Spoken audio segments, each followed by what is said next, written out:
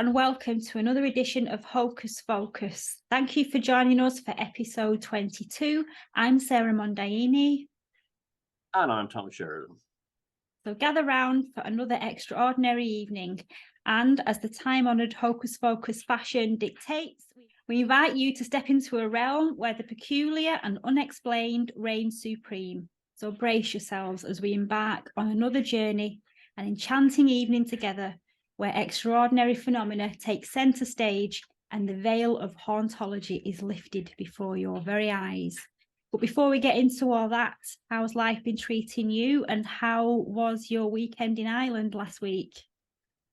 Yeah, I'm a bit tired from it, actually.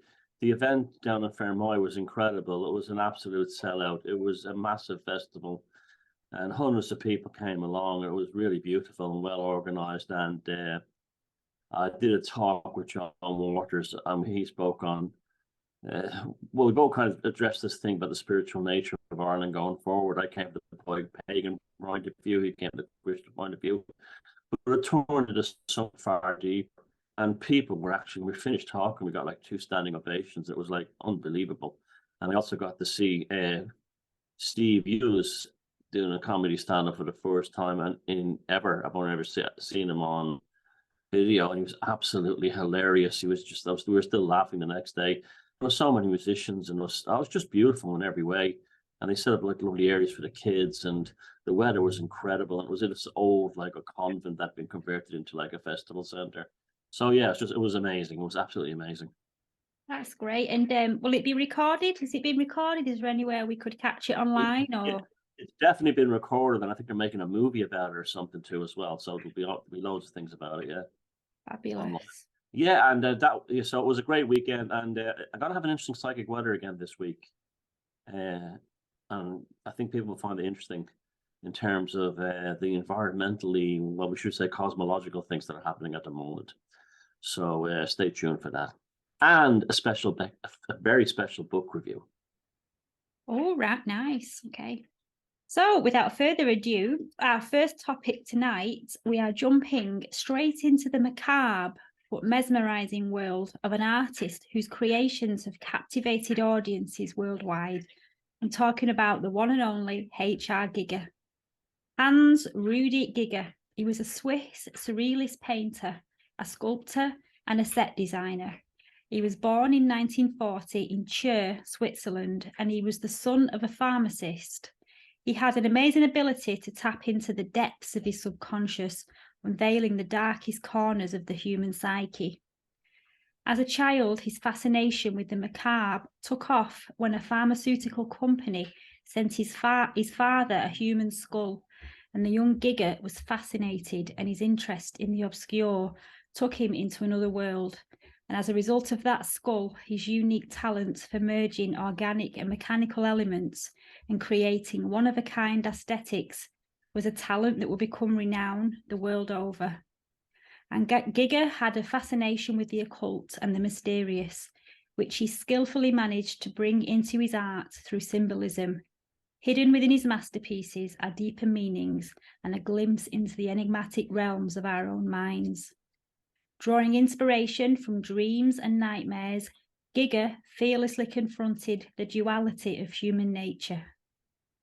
His works contrasted fragility and strength, beauty and repulsion, and life and death. And the personal experiences that shaped Giger's artistic vision were profound night terrors and near-death encounters, which influenced his perception of the world, and death and the afterlife fascinated him. And his creations offer us a glimpse into dimensions that lie beyond our own consciousness and understanding. And Giger also drew inspiration from the Surrealist movement, in particular the works of Salvador Dali and Max Ernst, and he admired their ability to tap into the subconscious and depict dreamlike imagery. And it was these influences that resonated with his own artistic vision. And he was also introduced to the works of H.P. Lovecraft by an occultist friend and writer called Sergius Golowin. And he was fascinated by Lovecraft's writings, and their deep influence can be seen throughout his art. In 1977, Giger curated and published a book of his artworks titled The Necronomicon, which took its name from the book found in Lovecraft's stories and mythos. This publication marked a significant milestone as it was his first major collection of drawings. The pages of the Necronomicon show eerie mechanical creatures, skeletal alien beings gazing upon mist-covered wastelands, and mutilated fleshy bodies which are connected to machinery.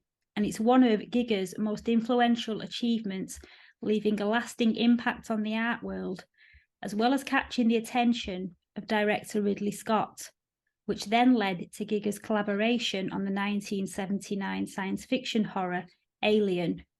And we all still recognise the creature known as the Xenomorph, with its elongated head, sleek body, and menacing jaws.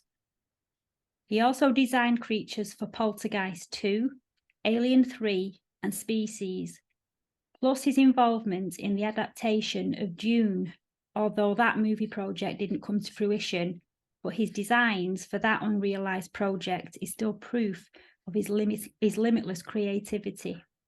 So, from the pages of the Necronomicon to the silver screen, H.R. Giger's artistic vision continues to captivate audiences firmly, and establishing him as a master of the macabre and the occult. Yes, the first time I saw Giger's paintings, where actually the first piece of work I saw was before Alien, I had a friend whose older sister loved Emerson, Lake and Palmer, and Giger's artwork was used for the cover of the album Brain Salad Surgery, which was a kind of is that classic biomechanics thing. On the cover was the sort of robotic cyborg thing. When you opened it up, inside was a woman with very soft features, almost like ethereal and ghostly. And I didn't like the music or anything, but I did find that the artwork fascinating. Then later on, after post Aliens, and that film I don't think would have worked without his artistic direction or his artistic input. You look at the Alien movie, it would not have worked without his artistic style being brought into it. And as great as the movie is and everything, but that really is what did it. And I saw and probably had a chance to buy the original Necronomicon very cheap. Giger's Necronomicon. Now they go for like hundreds and hundreds of euros just secondhand. They're so incredibly rare. I think what struck me most about his art was how he could do that. What could be best sense could be seen as transhumanism, but it wasn't scary. It still seemed natural. He was able to flow the biomechanical aspects together beautifully, seamless transitions between flesh and machine. I've never seen it's almost supernatural how well he makes it flow, and then all that done with a very limited use of palette. It's basically blacks and different shades of grey and the odd purple here, like mauve or lavender here and there, but it's an incredibly limited palette. Yet by painting with the airbrush, and he was one of the first people to really understand the potential of the airbrush by creating masks from bits of machinery and everything to create effects and setting the spray at different distances, as well as the sculptures. There was nothing like him. There was no one before him and no one afterwards. Even though he's been saying he was inspired by Dali, there was no one before him and no one after him. He also. It's also interesting how he can portray intense sexual with paintings, such as phalluses and this kind of thing, and penetrative subjects, without them seeming pornographic. It's really amazing. And I think when you experience these things, these visions and dreams, you're in another world where almost like the rules of this world don't count. And it's almost like the rules of Giger's paintings don't count in this reality. They have they set and place a reality of their own, and you have to step into that world just like you step into a dream, rather than anything else. But regarding his occultism, I often wondered how deep he was in it. We know about that he's fascinated by Crowley and he's fascinated by Lovecraft. And there's even a very interesting painting of Crowley and all is kind of like his circle in a very kind of cartoonic, but also that's biometric style. But I often wonder how deep he was in it. The woman, his first wife, who committed suicide, she, right through the end of his life, seemed to be the muse for his female paintings because she had these remarkably shaped eyes that were very elongated. They were very, very unusual eyes, very beautiful, and they feature so much in so many of his pictures, even in his machines and monsters, that that element, her eyes, took the element of harshness off it. I mean, he really understood the aesthetic in a sort of like a microscopic way. That one little thing, like in the Alien film, the original Alien monster had eyeballs, the xenomorph, and they removed the eyeballs. That made it even more terrifying because it has like different senses through its whatever, being insect-like. But he was an absolute genius. I mean, there's no doubt about that. And I just, he's a very mysterious guy to this day. There's lots of things hidden about him we don't know, and his life and so on. But yeah, he's he is very un-Swiss too. Like when I think of Switzerland and I've been there, it's very pristine and tidy, and everything is perfect. And yet it produced this guy who's like, most un-Swiss art you could possibly think of. Well, there's two bars in Switzerland, well, that were designed by him, called the Giga Bars, and one is in Chur, and it opened in 1992. And then there's the museum HR Giga Bar, which is in the Chateau Saint Germain in Gruyères in Switzerland, and that opened in 2003. And I went to that one.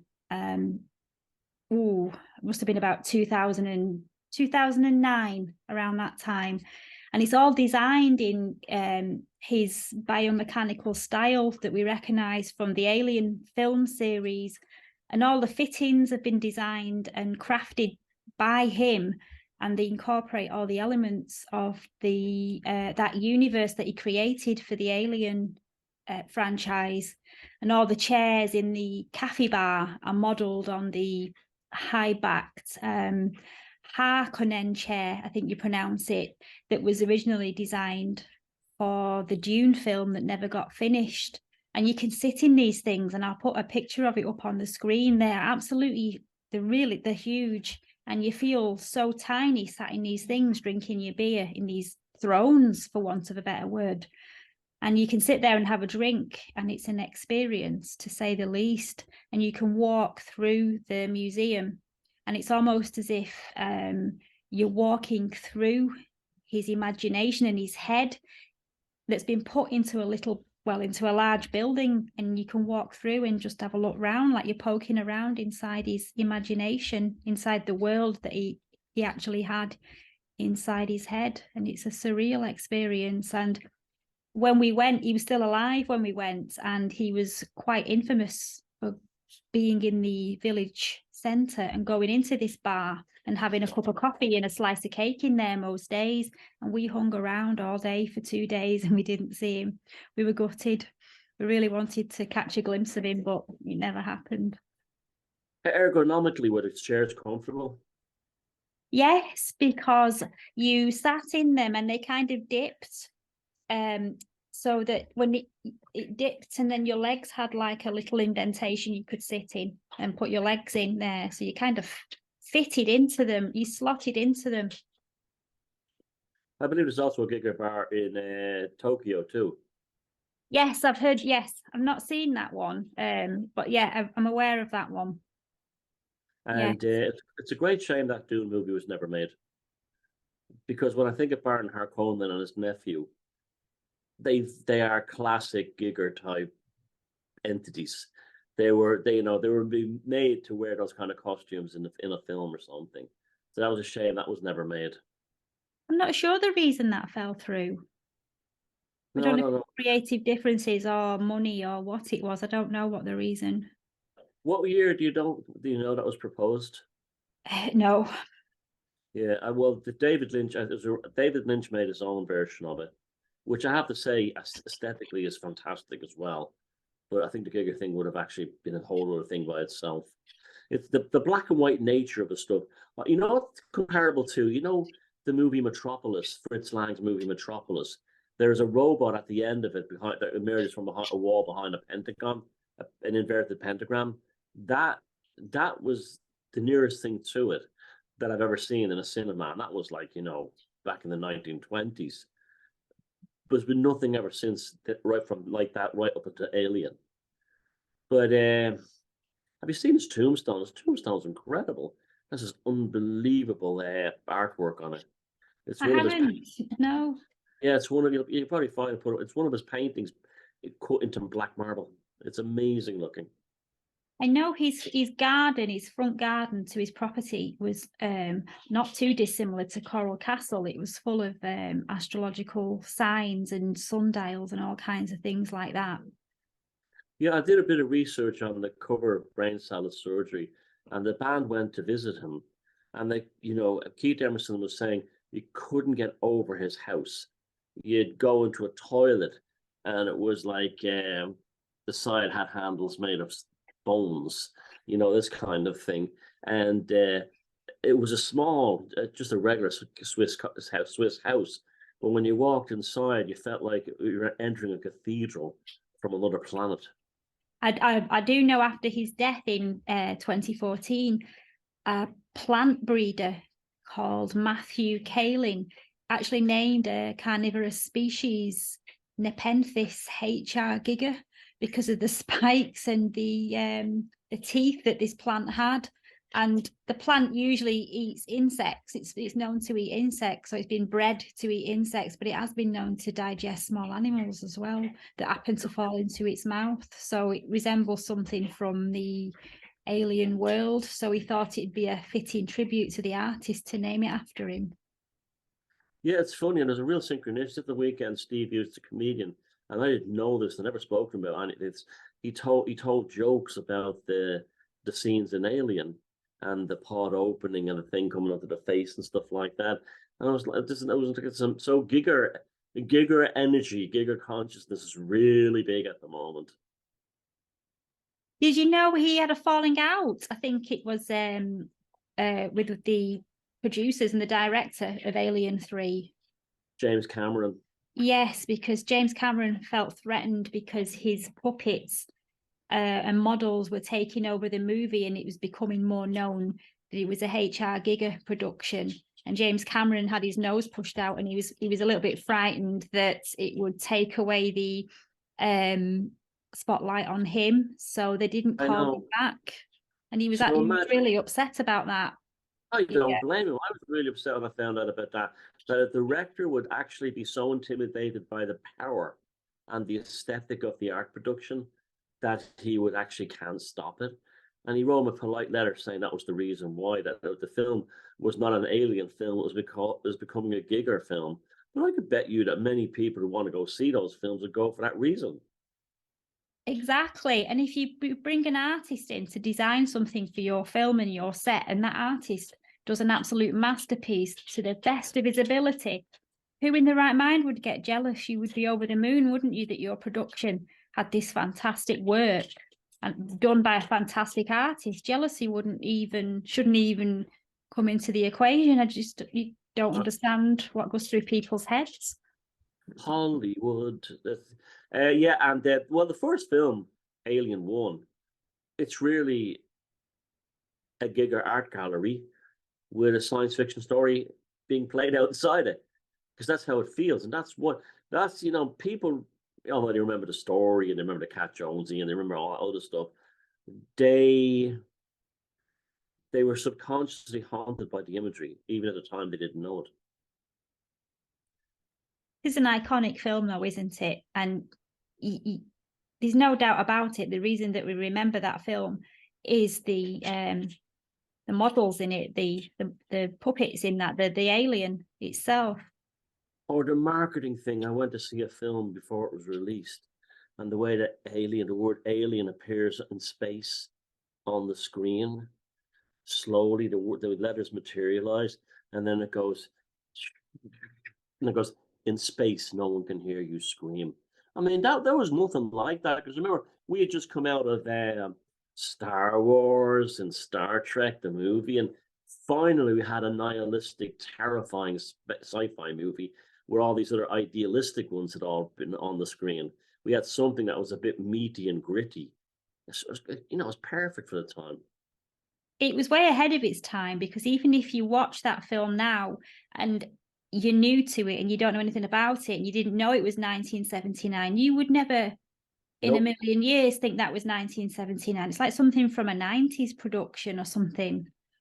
It was also the end of the great American period of the 70s, the great Hollywood period of the 70s. The I always think of that the opening being, I think,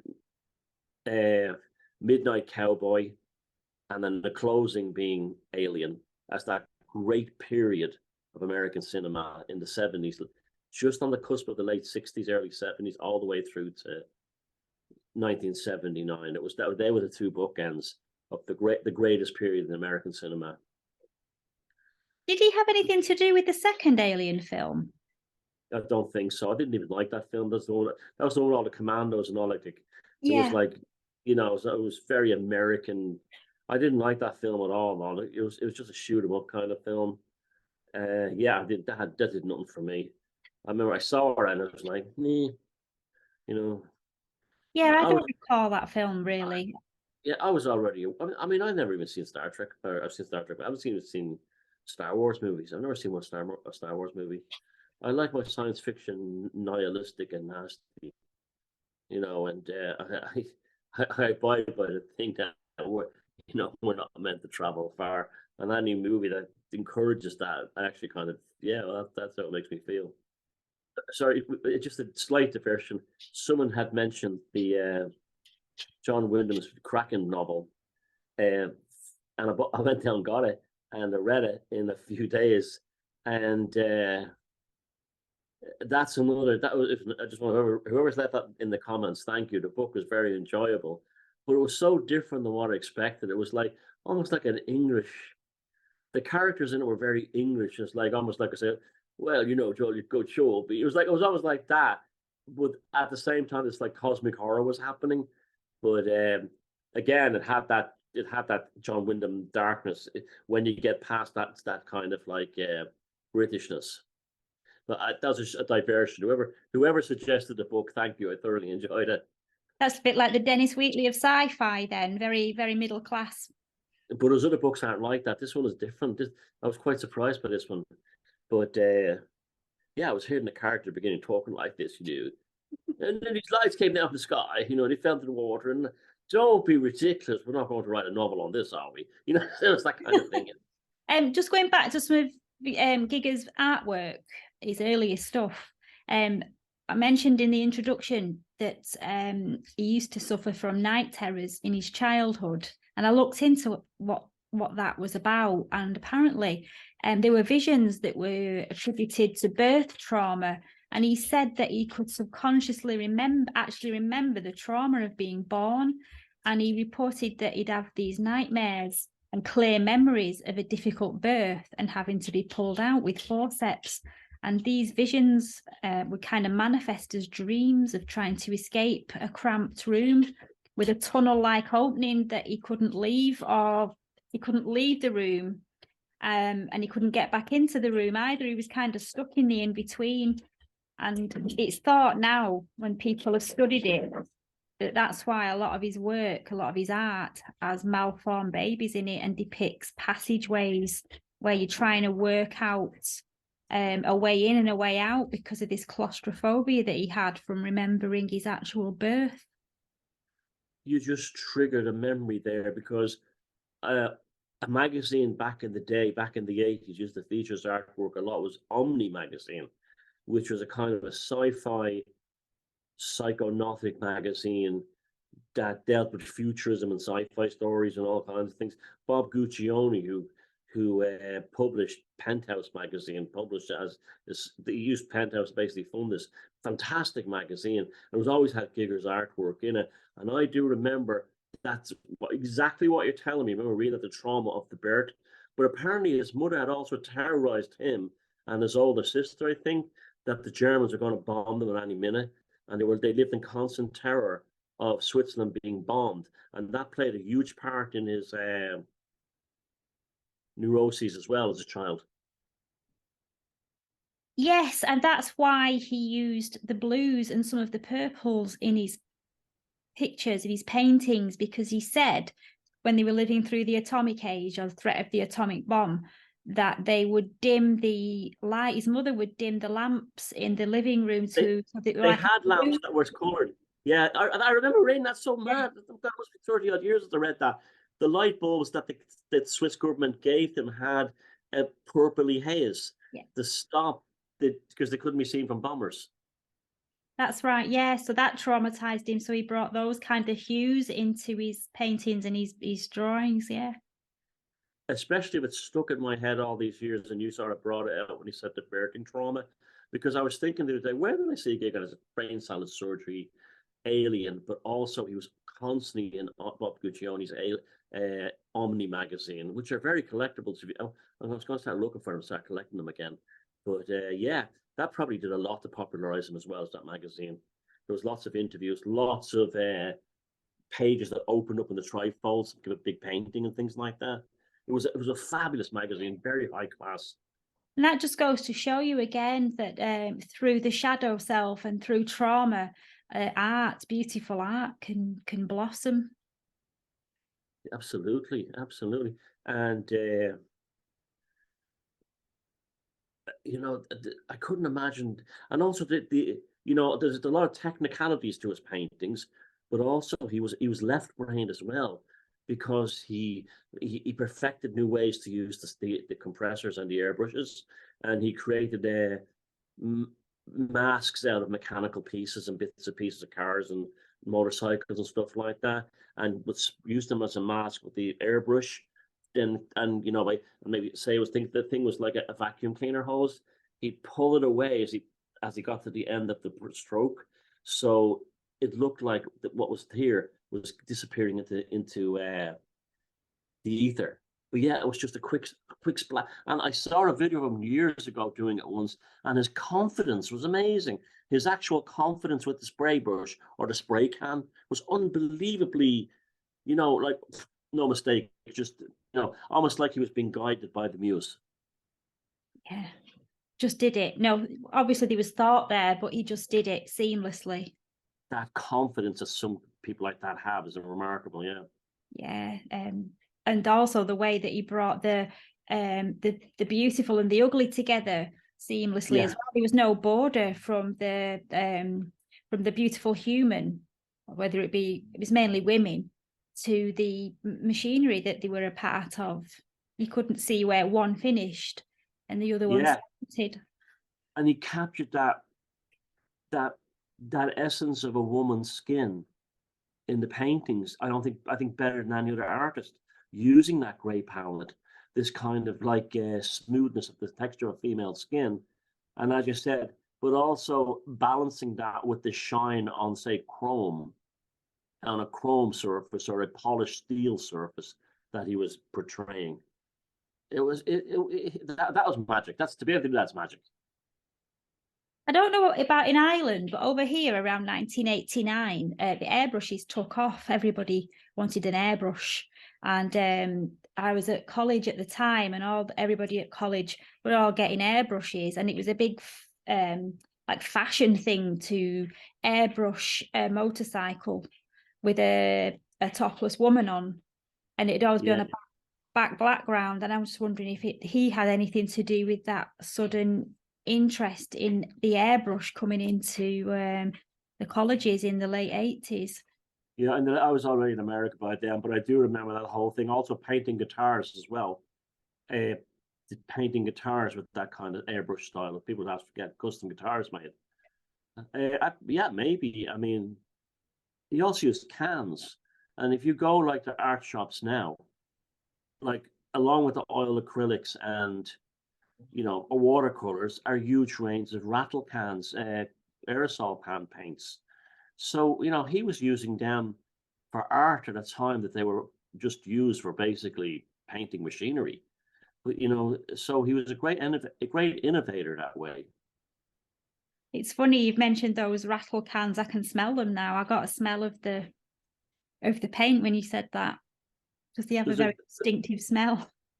well, I buy them all the time. There's a range, a company called Montana, and they make a vast range of colors, and the paint comes out like it has this amazing texture, and you can buy different nozzles. So, and that's how he was using it. You take off the nozzle, you clean it out, then do something else. So now you can do that with rattle cans. So like his legacy is unbelievable. I'm trying to think of any modern artists now who would be of a similar age to us that are kind of on a par with him or who are obviously influenced by him, but nobody comes to mind really. I think he was one of the last greats. You mean in terms of his style or in terms of his mystique? Both, In both terms of really. style, you couldn't really copy it because it's him. It's a one-off thing. In terms of an artist who has that kind of fame, yeah, there's been loads of them like Damien Hirst and so on, but they're not in the same league as him in terms of skill. He was probably the last great, highly proficient artist in terms of craft rather than gimmick. Yeah, he was very, very serious about his work. And he was some work stolen when he moved house. He moved, I think, from Chur. When he moved from Chur to Gruyères, where he lived before he died, tens of tens of thousands of pounds worth of paintings were stolen, and he was livid. He was raging, and he said, if anybody's got any information, he said, I'll pay you to bring them back. Terrible thing. I don't think he ever got over that. I do know one painter who would be kind of, now I'm not saying he's like him, but wouldn't be a million miles away, Francis Bacon. Mm. Francis Bacon's portraits have that element to them. Is he the That's one with the messy room? yeah, and he usually makes triptychs, Yeah. this kind of thing. And so Francis Bacon would be, although he was, yeah, maybe of the same generation. So he was going down his own kind of nightmare vision route. Is that his actual name, Francis Bacon? Was he named Yeah. after the other Francis Bacon? No, that was his real name. Right. Yeah, you can go visit his museum, his studio as there was the moment he died in the Ewe Lane Gallery in Dublin, and lots of paintings are there, but they're all in there. Here's what he did: he used to use Dulux and off the shelf, what you call them, house paints, and mixed them with white spirits and turpentines to thin them. And apparently, a lot of them are starting to flake away and fall apart now because they weren't like the best quality. So they're kind of sealed in boxes to like hermetically sealed to try and protect the paint from falling off. Yeah, I remember looking about his rooms were quite famous for the state of his art rooms, wasn't he, as well? Everything was just everywhere, but he said it was organised chaos, really. Oh, he's right too. You can actually look in the window and see inside, and there's still an empty bottle of Bollinger on the floor. It was moved piece by piece into the museum from as soon as he was dead. They preserved it perfectly. It's really an amazing thing, actually. Do you drink Bollinger while you paint? I know I don't. Maybe we should. Well, here's the thing. No, I don't like drinking at all when I do anything like that. But I've actually got the goo on me to start painting again, and I've been planning to go to the art shop this week and get some canvases and work on a new series of paintings. I don't know where it's just come out of nowhere, and I've even been like thinking of the style to do them in, and yeah, so it's funny. So that maybe it's a good weather or something that's got me interested in painting again. Well, it's funny. It's funny you should say that because I'd felt the same too. Just do some daubings because I just missed it. I missed the smell.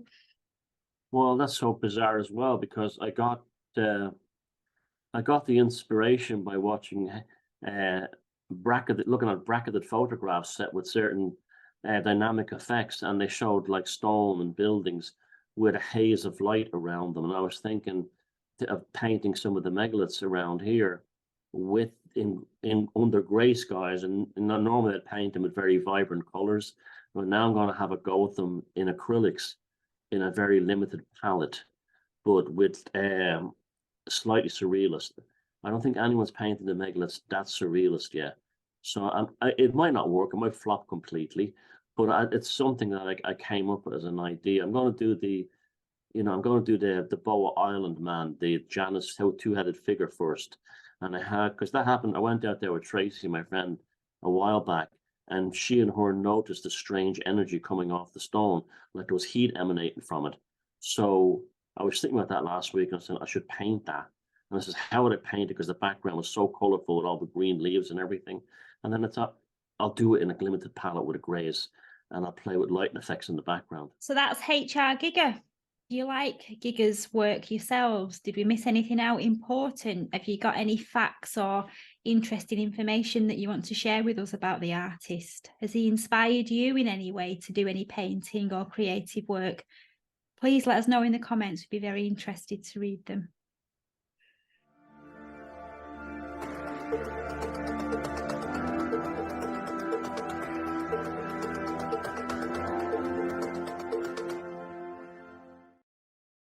Stenning, a market town in West Sussex, England, lies at the bottom of the South Downs, beneath Chanctonbury Ring. The name Stenning means people of the stone.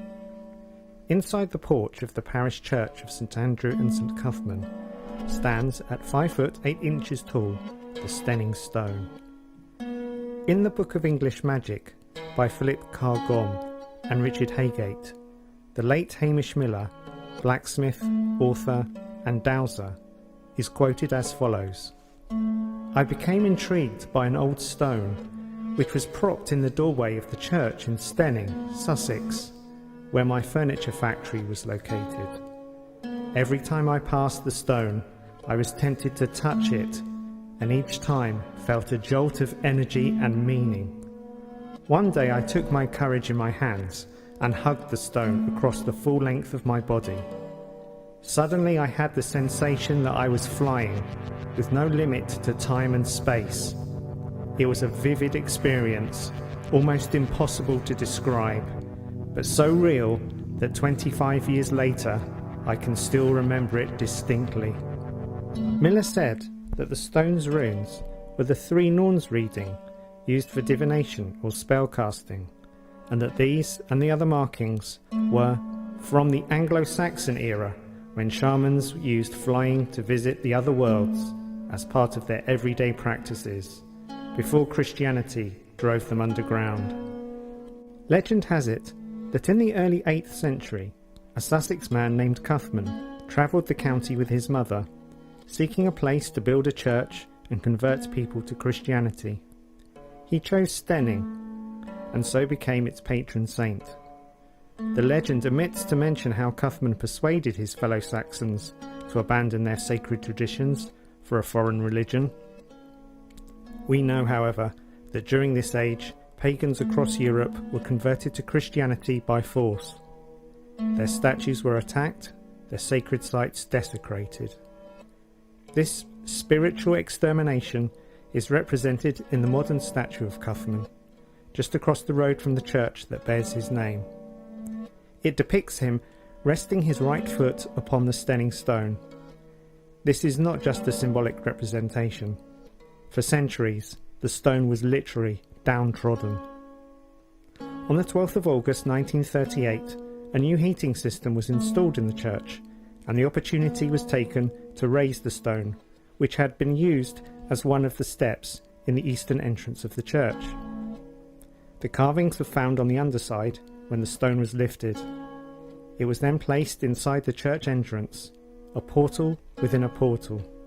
Miller believed the stone was a pagan altar for worshipping, ritual and journeying, in particular flying to other worlds. Is this sigil in stone the magical equivalent of the transporter of Star Trek, teleporting not the human body, but rather the consciousness? Can it in some way enhance the ability known as remote viewing? The lore of the stones is now forgotten and can only be partly recovered by conjecture and from things recorded about them, wrote J.R.R. Tolkien, referring to the Palantiri, scrying stones of his own invention, in an essay published in Unfinished Tales. The effectiveness of Tolkien's seeing stones depended on the will and concentration of the user, and using the stones was a mental strain. This is clear from Aragorn's words in The Lord of the Rings. I am lawful master of the stone, and I had both the right and strength to use it. The right cannot be doubted. The strength was enough. Barely. Maybe a high degree of psychic strength is also required to access the power of the Stenning Stone. I am not a dowser as Hamish Miller was, and claim no special ability that might help me replicate his experience. So although I have also embraced the Stenning Stone, I have not yet flown. But maybe you will, if you really want to.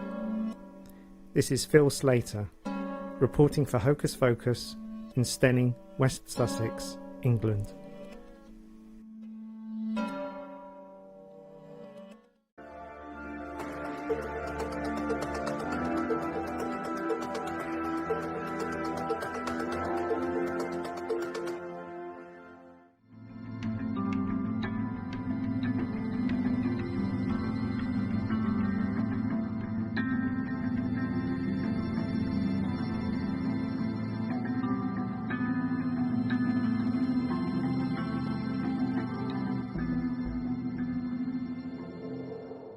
For this week's folklore horror, we are reviewing the 1963 black and white film The Haunting, based on Shirley Jackson's 1959 novel The Haunting of Hill House, and it's directed by Robert Wise. And this film, for me, is a haunted house masterpiece with atmosphere and suspense that keeps you on the edge of the seat. Picture yourself in the eerie Hill House, a mansion with a dark and sinister history, as we follow Dr. John Markway, played by Richard Johnson, a paranormal investigator who brings together a group of individuals with their own encounters of the supernatural to explore the secrets of the infamous haunted house. This group consists of Eleanor Vance, played by Julie Harris, a vulnerable young woman burdened through the care of her sick mother. There is also Theo, played by Claire Bloom, a free-spirited artist with psychic abilities, and Luke Sanderson, played by Russ Tamblyn, who is the skeptical heir to Hill House. Once they all step inside the house, a thick tension starts to fill the air, and the mansion seems to take on a life of its own, with its oppressive architecture and strange offset angles. And as Eleanor wisely points out at one point in the film, the strange angles in this house seem to create one big distortion. And as the investigation unfolds, strange and unexplainable occurrences begin to torment the group, making them believe that Hill House is not just a house, but a living entity, possibly feeding on the souls of the living. And you can almost feel the house breathing as doors and walls expand and contract, playing tricks on the minds of its inhabitants. Eleanor, in particular, falls under the house's spell. She's desperate for love and acceptance after a lifetime dedicated to her mother, and her infatuation with Dr. Markway, who shows her kindness, makes her vulnerable to the house's malevolent influence. And the director, Robert Wise's direction, brings the story to life with really cleverly distorted camera angles and strange fisheye effects, which gives it an extra layer of creepiness to the already psychological horror. And the use of sounds and the distorted camera movements seem to just give it more of a sense of unease. And it's not about cheap jump scares or excessive gore, but it's about the power of suggestion. Those suggestions hang around the mind long after the film ends because your own imagination continues to build up the anxiety. And The Haunting, it is a must for all fans of supernatural and psychological horror genres. It's a creepy, dark film that will leave you questioning the very nature of haunted houses. And once again, the all-familiar question on this show is raised. Was this house evil because of past events that occurred there, or did those past events occur because the house itself was inherently evil? A question that sends a shiver down anybody's spine who ponders it. And when I suggested the film last week, I was really surprised that Thomas hadn't seen it. So I'm very interested to hear what he thought about this film. Well, I thought I hadn't seen it, but when I started watching it, I always saw this as a kid. And I think one of the reasons I've forgotten about it is it's more of a psychological thriller than a horror film. It's really to do with people's neuroses and behaviors and inclinations and stuff. Repressed sexuality was a big theme inside it. And it looks amazing, and the way the rooms are all quirky shaped and everything. I love the use of the enormous spiral staircase as a kind of a symbolic portal between different two worlds. It begins with the woman in the house, the original maid, hanging herself at the top, and it ends with that scene when the guy's wife opens the hatch. That was the only. You said there's no jump scares in it, but that was one, and that definitely was.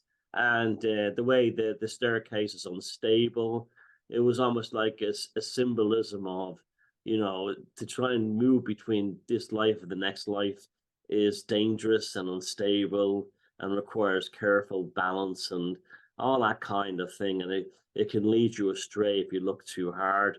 When the girl started going up and the professor went after her, there was loads of great scenes in it like that.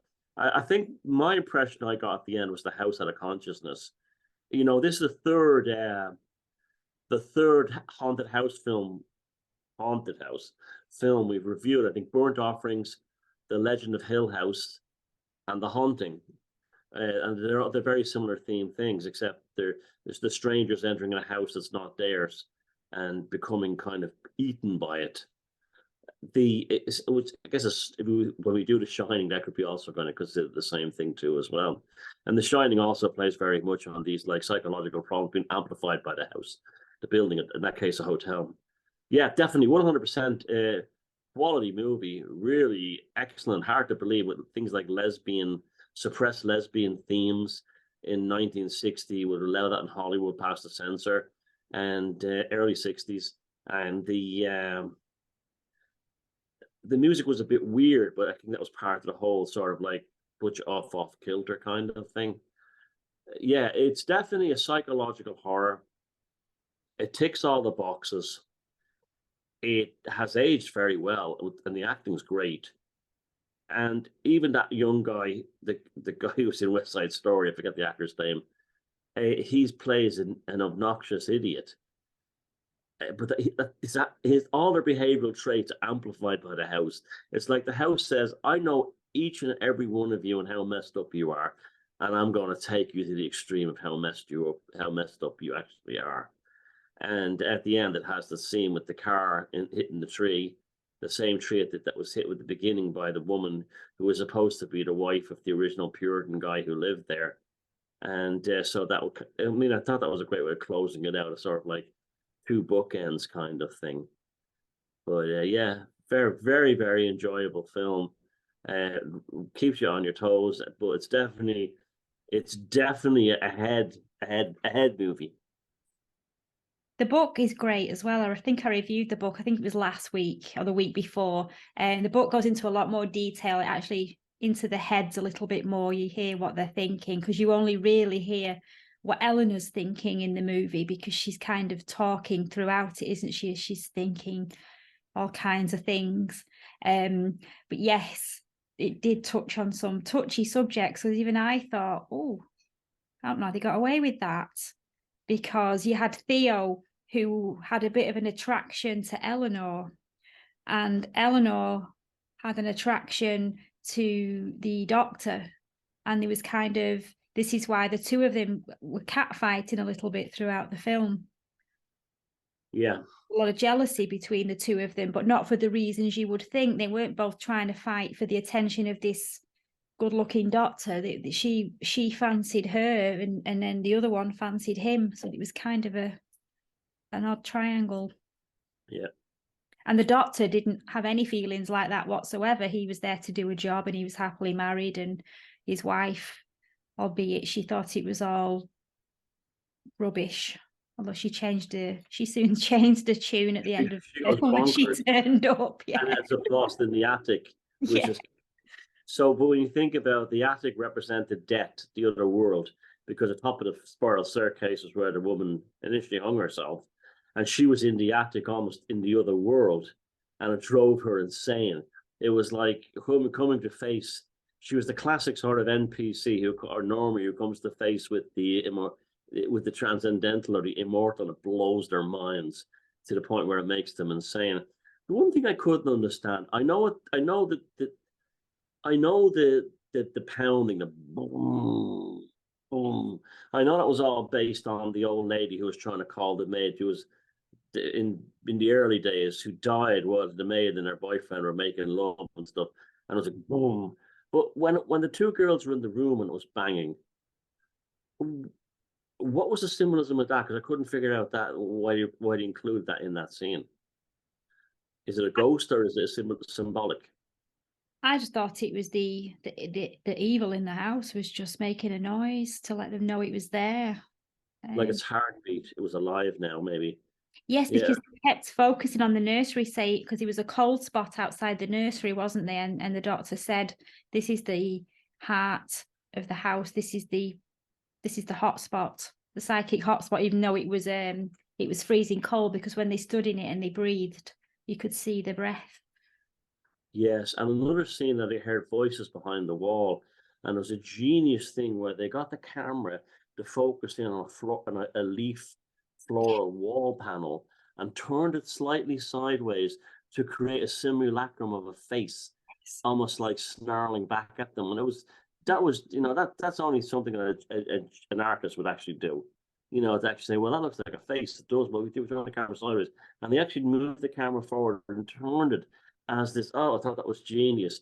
And also the door being pushed in, like it was made of rubber. Yeah, that thing with the wallpaper there, the anaglypta wallpaper or the wood chip wallpaper, it did remind me when I used to stay at my grandma's when I was little, because she had that on the wall with the old-fashioned design on, and in the darkness you'd look at it and you would make shapes out of it, and it would be quite frightening at the night time. So yeah, it did remind me of that.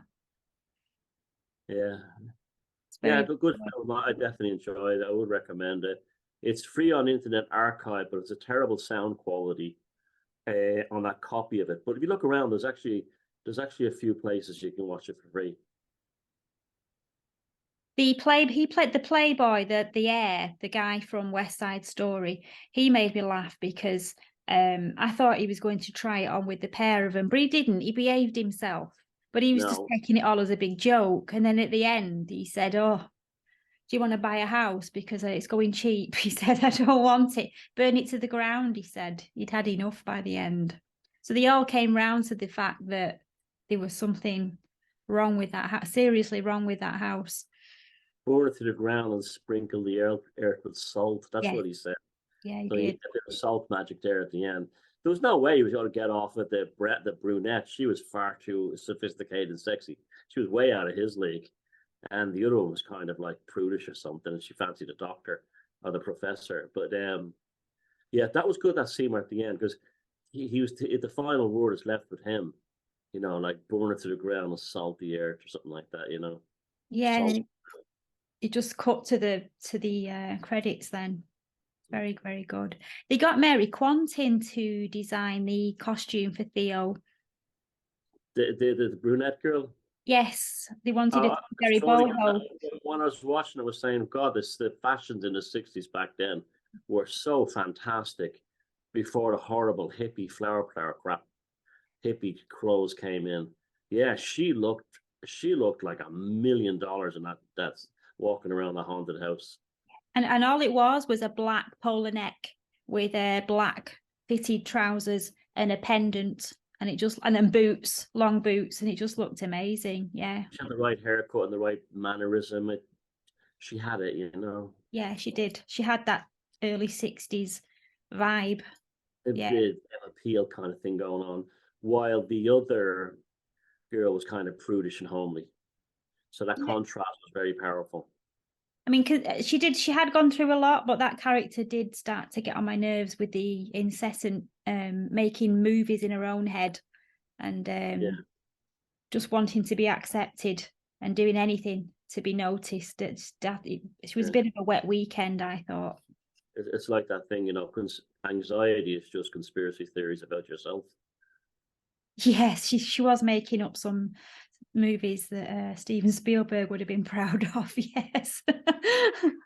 Yeah, but anyway, it's a good film, very highly recommended. It's a quiet film. It doesn't have much suspense music really. It has a lot of sounds, a lot of bangs, a lot of atmospheric noises, but all in all, it's like a quiet black and white film, but very, very suspenseful. So if you've not seen it, go give it a try. And next week, we have an exciting movie that takes you into the realms of science fiction and horror. And we'll be reviewing the 1995 film Species, which is a film about a hostile species that's created in a lab on Earth. And the creatures in this movie were designed and built by the brilliant mind of H.R. Giger. And in light of our first topic earlier, we thought this would be a fitting movie to watch and review in honour of the great man himself. And it's got an all-star cast, including Ben Kingsley, Alfred Molina, Forrest Whitaker, and Michael Madsen. And this one I've definitely not seen. I know for a fact I've not seen this one. You'll like this one. And as always, if you have any suggestions for future movies, please put them in the comments and we'll take them on board for a future episode.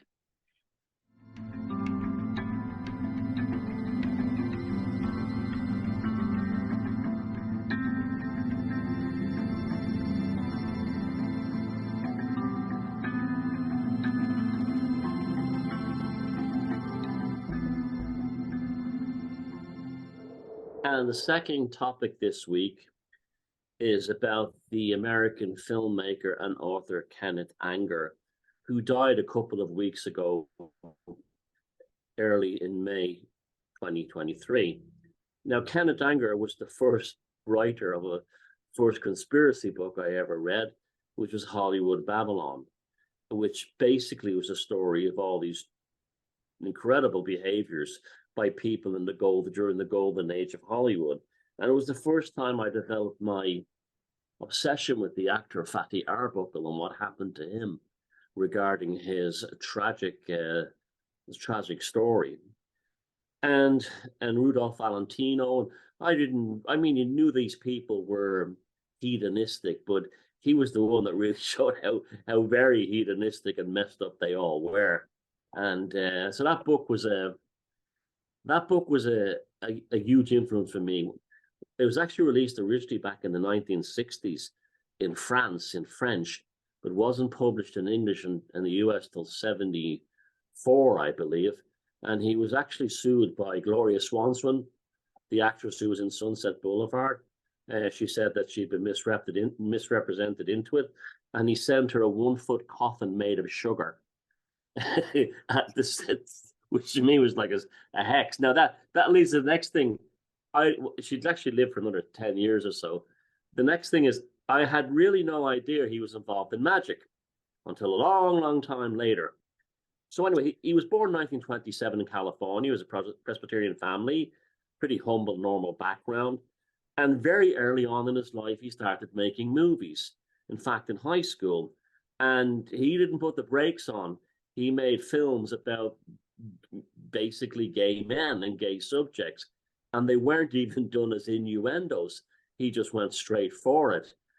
He was actually, I believe, threatened with arrest when he was in high school for one film that he made. And it began a lifelong career with his experimental films, you want to call them that. Generally, there was no dialogue in any of his films, and they often revolved around memes and situations over sound. So he was very much a kind of a sound and vision kind of filmmaker. And he was greatly influenced in the early days by Jean Cocteau, the French surrealist artist and filmmaker, who made especially the film Beauty and the Beast. And he made films about, gay sailors and stuff like that. And some of the scenes actually mimicked Beauty and the Beast in the films. And he also then later on made films about using experimental soundtracks actually very early on. He was quite a groundbreaker.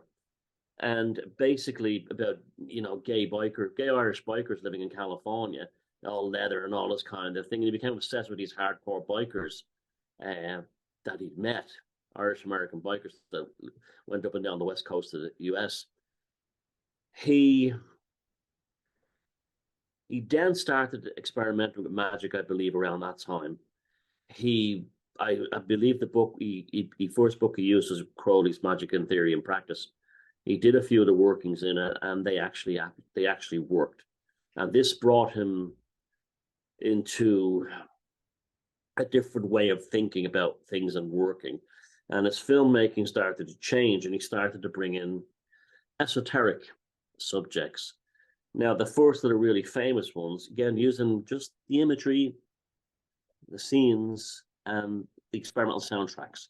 There's generally no stories, but the kind of what is in a way if you follow magic ritual. Now, the invocation of the Pleasure Dome is first openly occultic film, and one of the people involved in it is none other than Marjorie Cameron. Marjorie Cameron being Jack Parsons' wife. She was his widow at that time, who was Babylon, who was the Babylon used in the Moonchild working with Parsons and L. Ron Hubbard in the desert. She appears in the film, and it's his first openly occultic book. This gave him a kind of a cachet among the artistic scene within, and the avant-garde and out, the offbeat scene within LA. He became very close friends and lifelong friends with Anton LaVey. And the two of them, well, are obviously a perfect match for each other when you think intellectually, but they became very, very close friends. And where LaVey referred to himself as a Satanist, and Anger was a member of the OTO and practiced the Lima. Kenneth Anger always referred to himself as a pagan. And towards the end of his life, he always referred to himself as a pagan. Now, he ran out of money in the early 60s because he was making weird films and no one was going to watch them. And he wrote the book Hollywood Babylon at that time. And it was what inspired Hollywood Babylon was when he was young. He used, living in Southern California, he would go to Hollywood cemeteries and around the city and see all the graves of all these stars. And I think one that had a particular, fascination was Rudolph Valentino's grave. And that led to this. So that was kind of like an occultic work when you think about it. Now that I look back on it, I see how Hollywood Babylon as an occultic work. The New York Times said it was one of the worst books ever written, which is not. It's a fantastic book, but again, it was conspiracy. You don't talk about our beloved celebrities in that way. Now, it really gets amazing in the 60s when that all kicks off. And he starts working on the script for the film Lucifer Rising, which is the invocation of Crowley's Aeon of Horus. So in the early mid-60s, began working with a musician called Bobby Beauciel. And this was to create a soundtrack for Lucifer Rising. Then something happened, and Anger claimed that Beauciel had stolen a large amount of money and print copies, there's rumors of that, of the early presses of Lucifer Rising.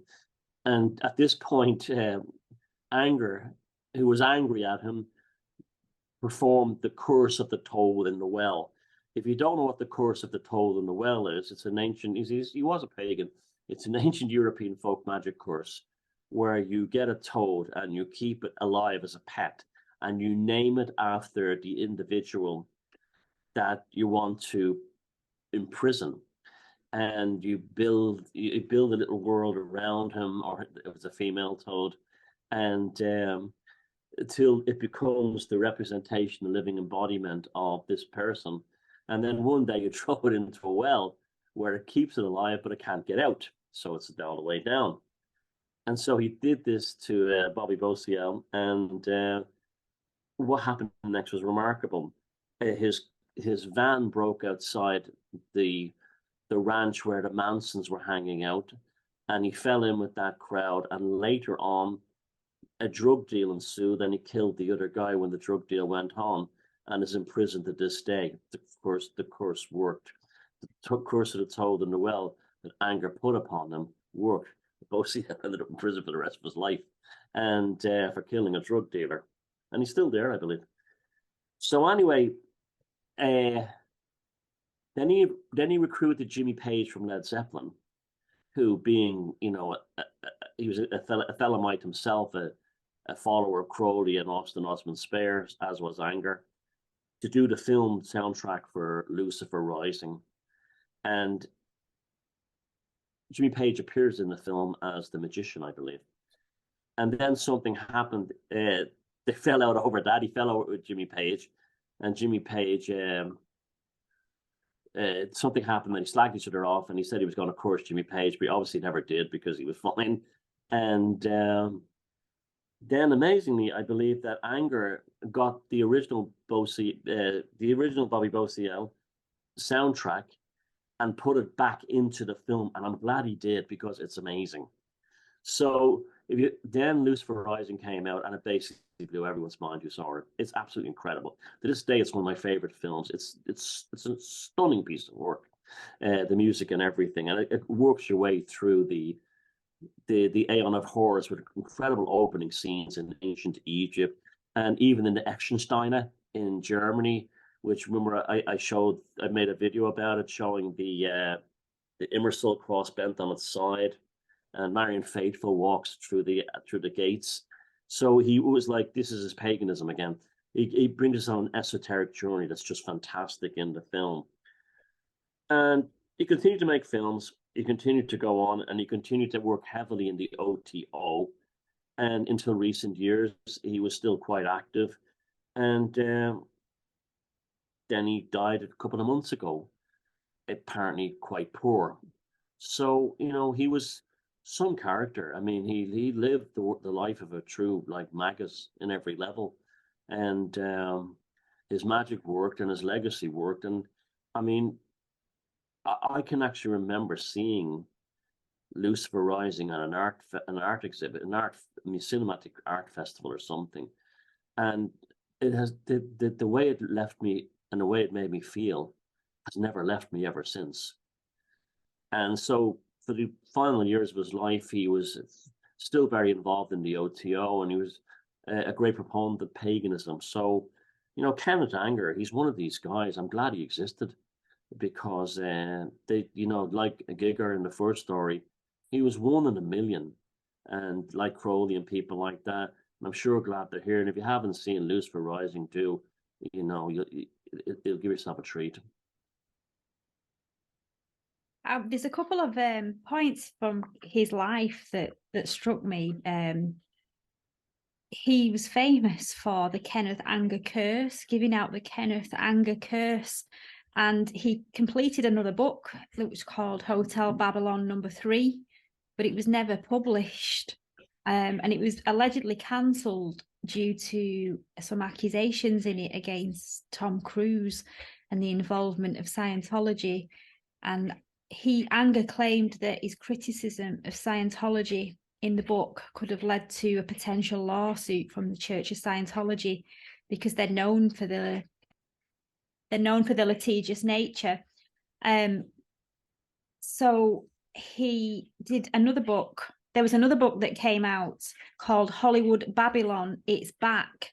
And that was published in 2008 by somebody called Darwin Porter and Danforth Prince, claiming to be part 3 of the Hollywood Babylon series. Anyway, Kenneth Anger had no involvement with this, and he was really angry about this unauthorized work.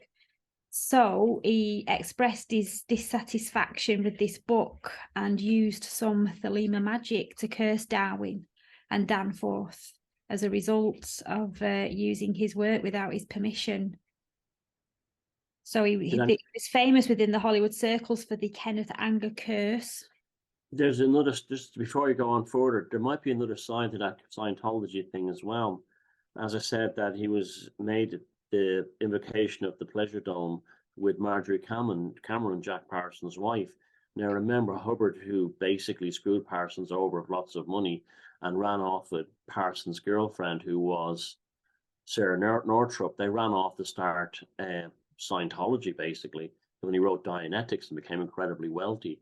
It could well be that that was part of an ongoing grudge or an ongoing kind of vendetta he developed out of his initial relationship with Marjorie Cameron. Maybe even Scientology killed Jack Parsons. We don't know. Yeah. Someone connected to it, or the CIA. Like there's Parsons is a funny old character. He starts out quite interesting, and then suddenly we get this completely different character coming along, as if he was replaced by a Manchurian or something. Maybe he was going to blow the whistle on that, which would be much worse than anything to do with a celebrity. They wouldn't want anyone knowing that there's some kind of MK Ultra thing behind Scientology. If allegedly, I'm not saying there is. Yeah, allegedly. Yeah. Well, it's an organization that doesn't end very well if you take it on, isn't it? At the higher levels of it, I mean. Well, they seem to be a lot more laid back these days. But that's why I'd love to read that book. Actually, it sounds very interesting. There's things about Scientology I really respect, like the way they take on the psychiatric industry and things like that. And they tried to recruit me once, and I politely said no, thank you. And yeah, I mean that really got me. You really got me fascinated. Now that he's dead, it might come out. It might come out now that he's dead, because he really had no estates to sue. All they could do could be at the most stop. They can't stop the book from being published under U.S. law, but they can garnish the profits. Anyway, also with what you mentioned about him being friends with Jimmy Page, he actually accompanied him on a trip to Scotland to visit Boleskine House, which was where Page lived after he bought it. And the purpose of him going there with Page was because Page wanted him to help him exorcise a ghost or a spirit that was there, which was said to be the spirit of a headless man that was in the house. And Jimmy Page had enough, yeah. So he took his knowledge and experience of the occult and whatnot, and his ritualistic magical workings, and he helped him in this process of cleansing the house and removing what they thought was a malevolent presence. And as a result of that collaboration together, that was when Page agreed, or he was asked, to produce the soundtrack for the film Lucifer Rising. And then you mentioned that they fell out. Well, they had a falling out because Anger and Page's girlfriend Charlotte had a falling out, something to do with the girlfriend, which led to her kicking Anger out of the house. So in response, Anger held this press conference where he publicly ridiculed Jimmy Page and threatened to throw a Kenneth Anger curse on him. So as a consequence, Page's music was taken away from the film Lucifer Rising, and that other guy, I forget his name, was brought in to do it instead. Yeah, and it was a good choice too, because that's the original soundtrack was much better than Jimmy Page's. Although Jimmy Page, funny enough, still in the film, which is kind of weird. Maybe he'd already signed the document. But also, we have to take this maybe with a pinch of salt, because this reminds me of some of those kind of Anton LaVey, Aleister Crowley show, sort of like theatrical carry-ons. Like the two of them could have easily planned this, to do this, to pretend to fall. Maybe Jimmy Page said, I can't finish the soundtrack or something like that. And they said, well, let's have a press conference. Let's make a story up. That's the kind, Anton LaVey, his friend, was well known. Look, there's something. Could you imagine the conversation those two had? Imagine hanging out with them, listening to their conversation. It must have been incredible. But yeah, you have to. I do wonder about that Jimmy Page falling out. If the music wasn't good enough, so everyone saved face by pretending to have, and also it would have been fantastic publicity for the film. You can almost imagine him talking to his mate Anton, can't you, and saying, "Don't know what we're going to do," and Anton saying, "Theatrics. You want some theatrics? It works for me all the time." And it would have served everybody. It would serve Led Zeppelin. It would have served the film, you know, it would have been an all-round winner. Yeah. But very, very, very interesting man. And I wouldn't mind reading a copy of that book called Hollywood Babylon. Oh, it's fantastic. It's actually it's quite touching, some of it as well. I mean, he the Fatty Arbuckle story, he was portrayed as this like in a very bad light. Kenneth Anger was the first one to say like this man was a victim of tragic consequences. You know that he did try to save, what was her name, Virginia Wade and stuff like that, as she was dying when everyone else didn't give a shit. But because he was the only celebrity in the room, he was the one that got the cameras focused on him. And you said he was practiced in sound and vision movies and videos in his early days, did you say? All his films were. There was no dialogue. They were all the use of sound and visual tropes and memes. You know, it was very much you know, it was cinema in the kind of, what's the word, pure sense. It was purely about the visions and the accompanying sounds. That's interesting. I may have to have a look at some of those because I'm learning about the sound and vision thing myself. So if you're going to learn something, you may as well do it from the master. Yeah, well, the gay ones are kind of funny when you see them now because they almost seem corny, you know, like, but this is before like gay liberation and stuff. So they're quite outrageous back then. But when you watch them now, they seem kind of goofy, you know, fellas in sailors uniforms walking, carrying flashlights and stuff, you know, and they're swinging them like this. And very camp. Bit like the Carry On films of the 60s now when you look back on it. Yeah, and then the ones of those Irish bikers in California, they're all like fellas with like blonde hair, crop short, James Dean type look, right? And the cameras, the jacket, the leather, he kind of invented fashions actually. They're wearing biker gear with no t-shirt underneath. So the camera's kind of going down to his leather trousers. And you know, a lot of that kind of thing, you know. Yeah, so it's the leather thing. Yeah. Don't tell Christian. Right. No, so yeah, I will have to have a look. I mean, are they available? Are they up there on YouTube or have YouTube seen it no, to cancel them? No, but there's loads of collection DVDs and stuff you can buy. Right. And you know, but there was some great documentaries that used to be on DVD years ago, or on YouTube years ago, but they're gone now. But if you look around, you can buy the DVDs, all different kind of compilations, and a lot of documentaries kept them in as well as extras, you know. So look out for them. There's loads of stuff out there. Lucifer Rising is on YouTube, though, pretty sure. Kenneth Anger, thank you for your service.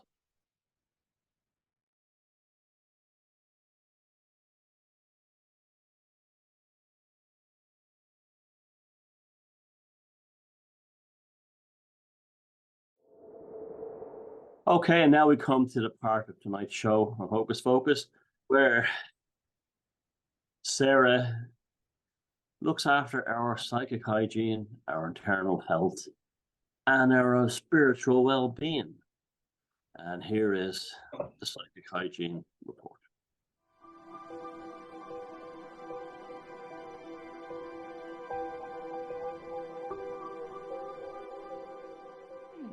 Shadow work is an introspective process that involves exploring and bringing together our unconscious or suppressed aspects, known as the shadow. These aspects can include our fears, insecurities, repressed emotions, and negative patterns of behavior. And by acknowledging them and working with these shadow elements, we can achieve a greater sense of self-awareness, personal growth, and inner balance. Our psychic firewalls act as energetic boundaries, protecting us from negative influences and energetic intrusions. And shadow work can strengthen these firewalls by helping us identify and heal any unresolved wounds or vulnerabilities that might create openings for energetic disturbances. As we combine and heal our shadow aspects, we become more resilient and better equipped to maintain an energetic balance and protect ourselves from external influences. However, our psychic firewalls can become weakened or compromised due to unresolved traumas or unacknowledged aspects of ourselves that live in our shadow. The shadow represents the repressed, denied, or disowned parts of our psyche that we deem undesirable or unacceptable. And shadow work is the process of shining a light on these hidden aspects and bringing them into conscious awareness and working through them with compassion and understanding. By engaging in this work, we identify and heal the unresolved wounds and vulnerabilities that might create openings for energetic disturbances. And this makes our psychic firewalls become stronger and more resilient and much better equipped to recognize and respond to external energies and influences in a healthy and balanced way. And by addressing such vulnerabilities, we're less likely to attract or be affected by such psychic intrusions.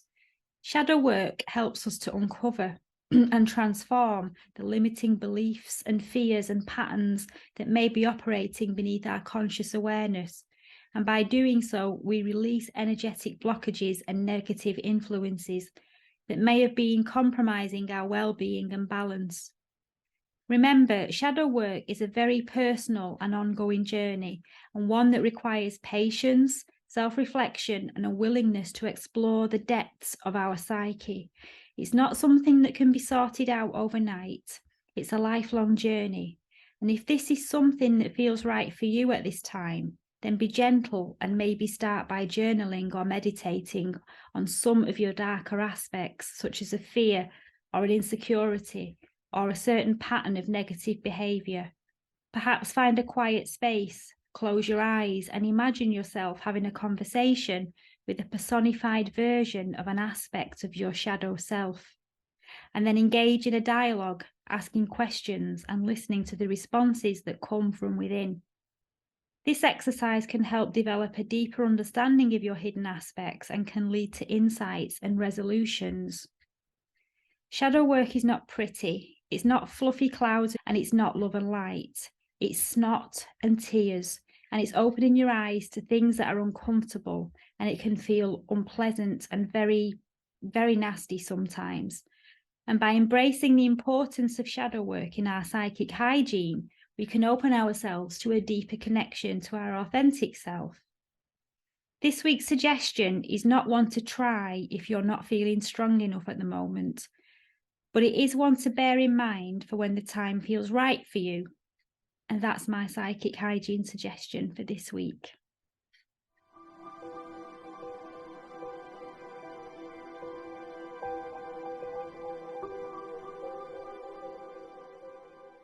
You covered it all.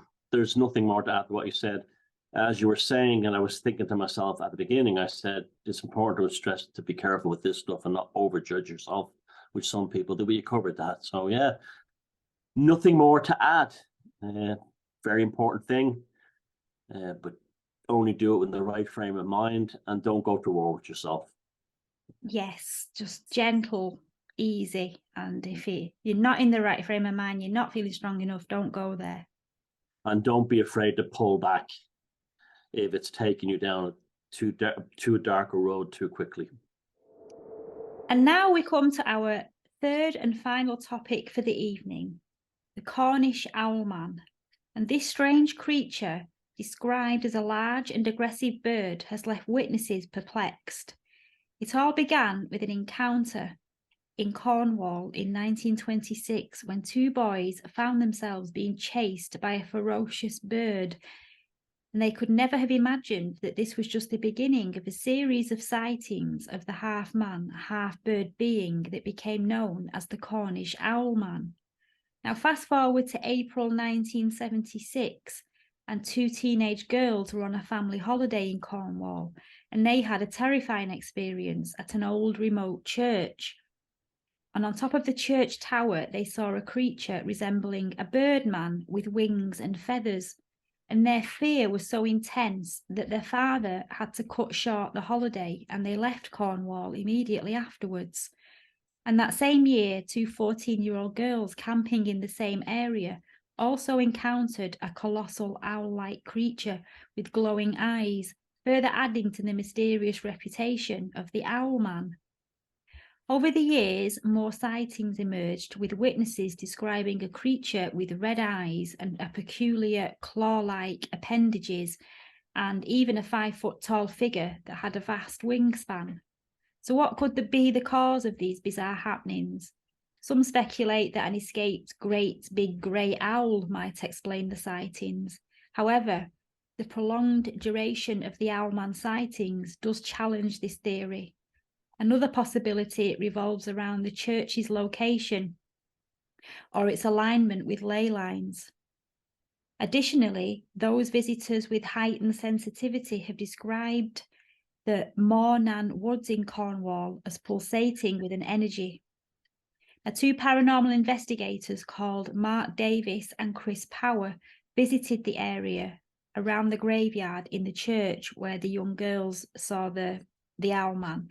And Davis mentioned the presence of ley lines, and it was during their exploration that they were startled by hissing sounds coming from the trees, as well as the sound of flapping wings.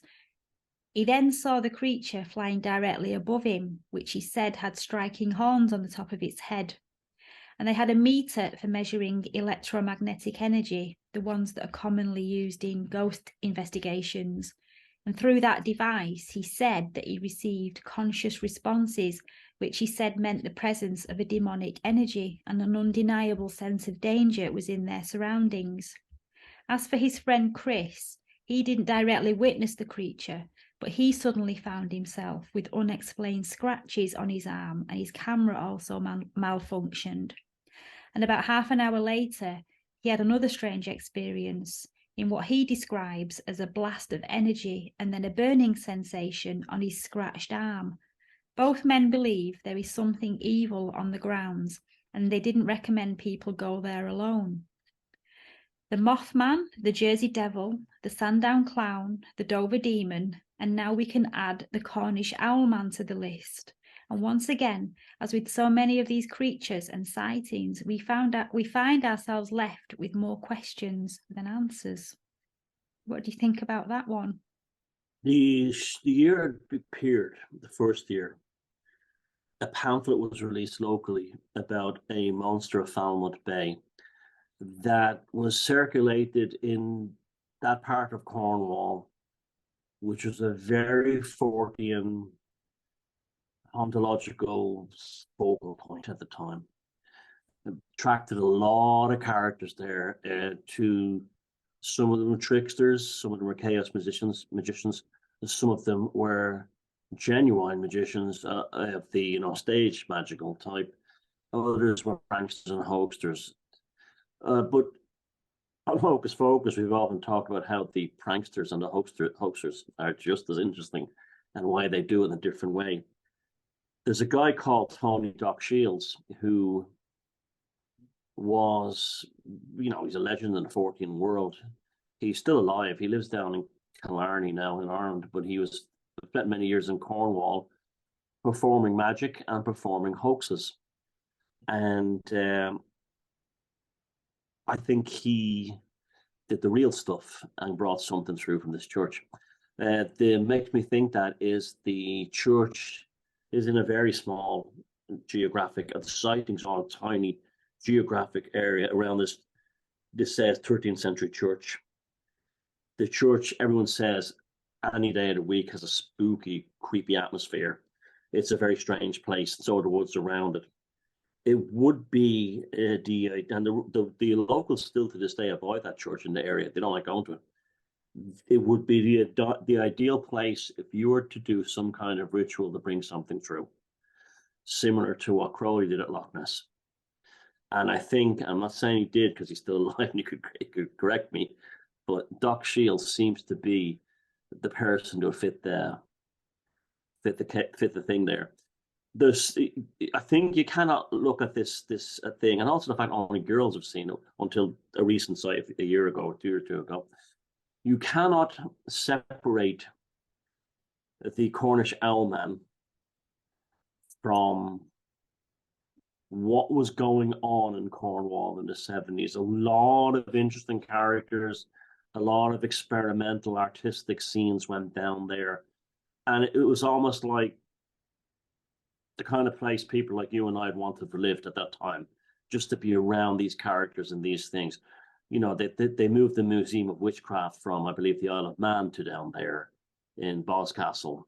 And there's something about Cornwall, but there's something about Cornwall in those years.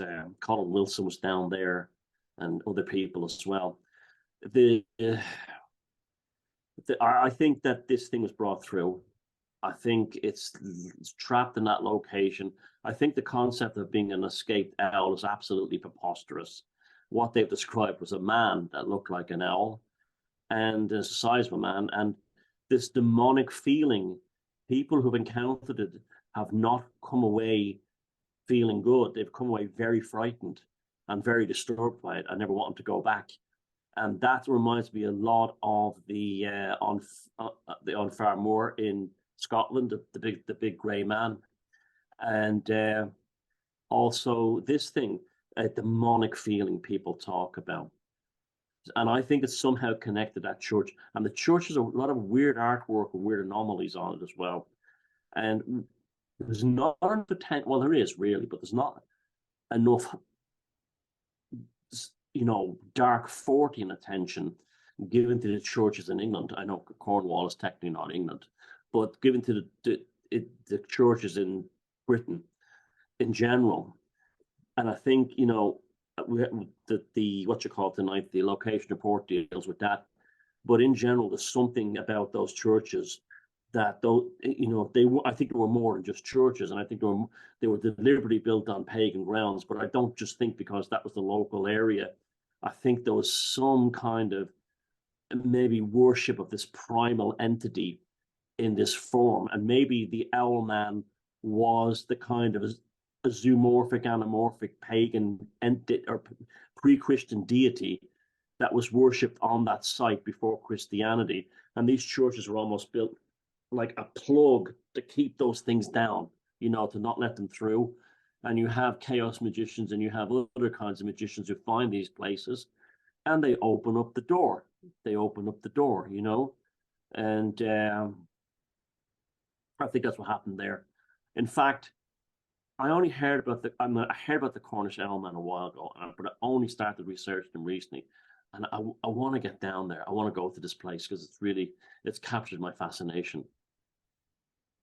What's captured my fascination with this one is, unlike the Mothman and the Jersey Devil and the Sandown Clown and the Dover Demon and even the Grey Man, is that this one actually hurt somebody. It scratched them. Although he didn't see it do it, he saw the scratches appear on his arm. This one's hurt somebody. Well, I've always advocated for the other ones, that they've never done any harm. But this one seems to have done some harm to people. So this one does seem slightly more malignant. There's a film which I've reviewed on the Beyond Room 313 channel called The Borderlands.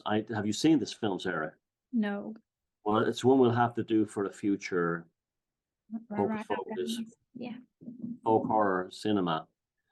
And the film is about a church in England that's built upon a gateway to another reality. And it's built upon, you know, a former pagan site. And it's absolutely fantastic and terrifying film. It's one of the best horror films I've ever seen. But I had that vibe about this church down in Mannan. I think it's called St. Francis Church, is it? And I have that same vibe. That church was built like a lot of churches in southern Britain and maybe up in the northern Britain as well. Not Scotland, it doesn't seem. But to say, like, you know, sort of like Cumbria down, that these churches were built on places that were former pagan spots, but there's more to it than that.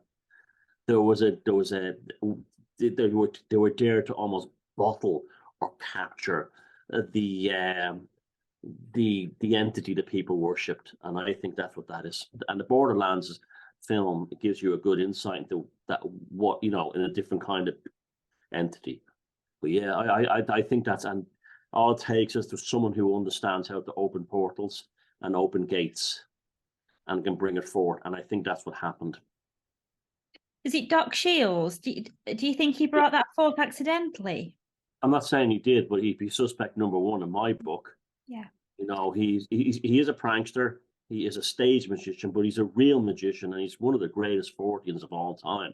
You know, he's written endless articles for Fortean Times back in the 90s, and he's not Irish, he's English, but it's Shiells. It's not spelled the Irish way with a D, and he lives down in Killarney now, and I'd love to meet him. Actually, I'd love to go down and meet him. But he was one of those characters that was drawn to Cornwall in the 60s and 70s for no other reason than they were all meant to be there doing Hocus Focus type stuff back in the day. It's with these magicians, real magicians that go around, like back in the 60s when it was quite a big thing and it was quite out in the open, and they go around doing these rituals and stuff. And I also think it's quite sloppy. They don't clean up after themselves. It's like they don't pick up the litter, they don't close it down properly.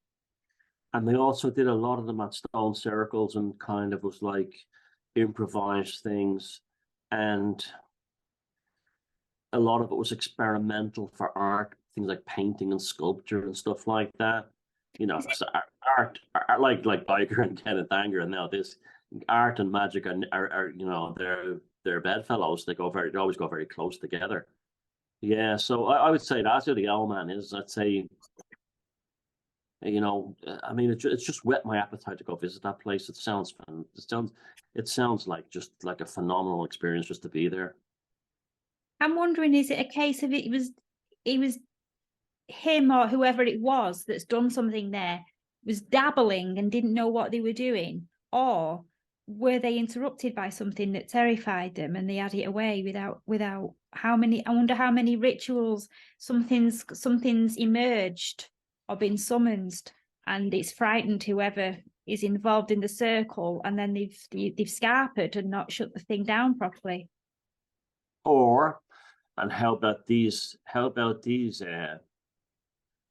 This for a thing. It was a hoax that generated something real or brought through something real. Because I used to be a big hoaxer back in the day. Like when I lived in this neighborhood in Dublin, I used to I bought all these plastic toy soldiers, and I painted them in pink and yellow fluorescent paint and put really strong magnets on the bottom, and went up all around this neighborhood throwing them up high and sticking them on the street signs and lampposts. And I just wanted to see what the effect was. And there I am watching the 6 o'clock news one night about something going on in the neighborhood and how it's changing. And the guy says something like, well, we're a unique neighborhood around here. We're all different mixtures of different types of people. And the camera zooms in on one of my figures on the lamppost.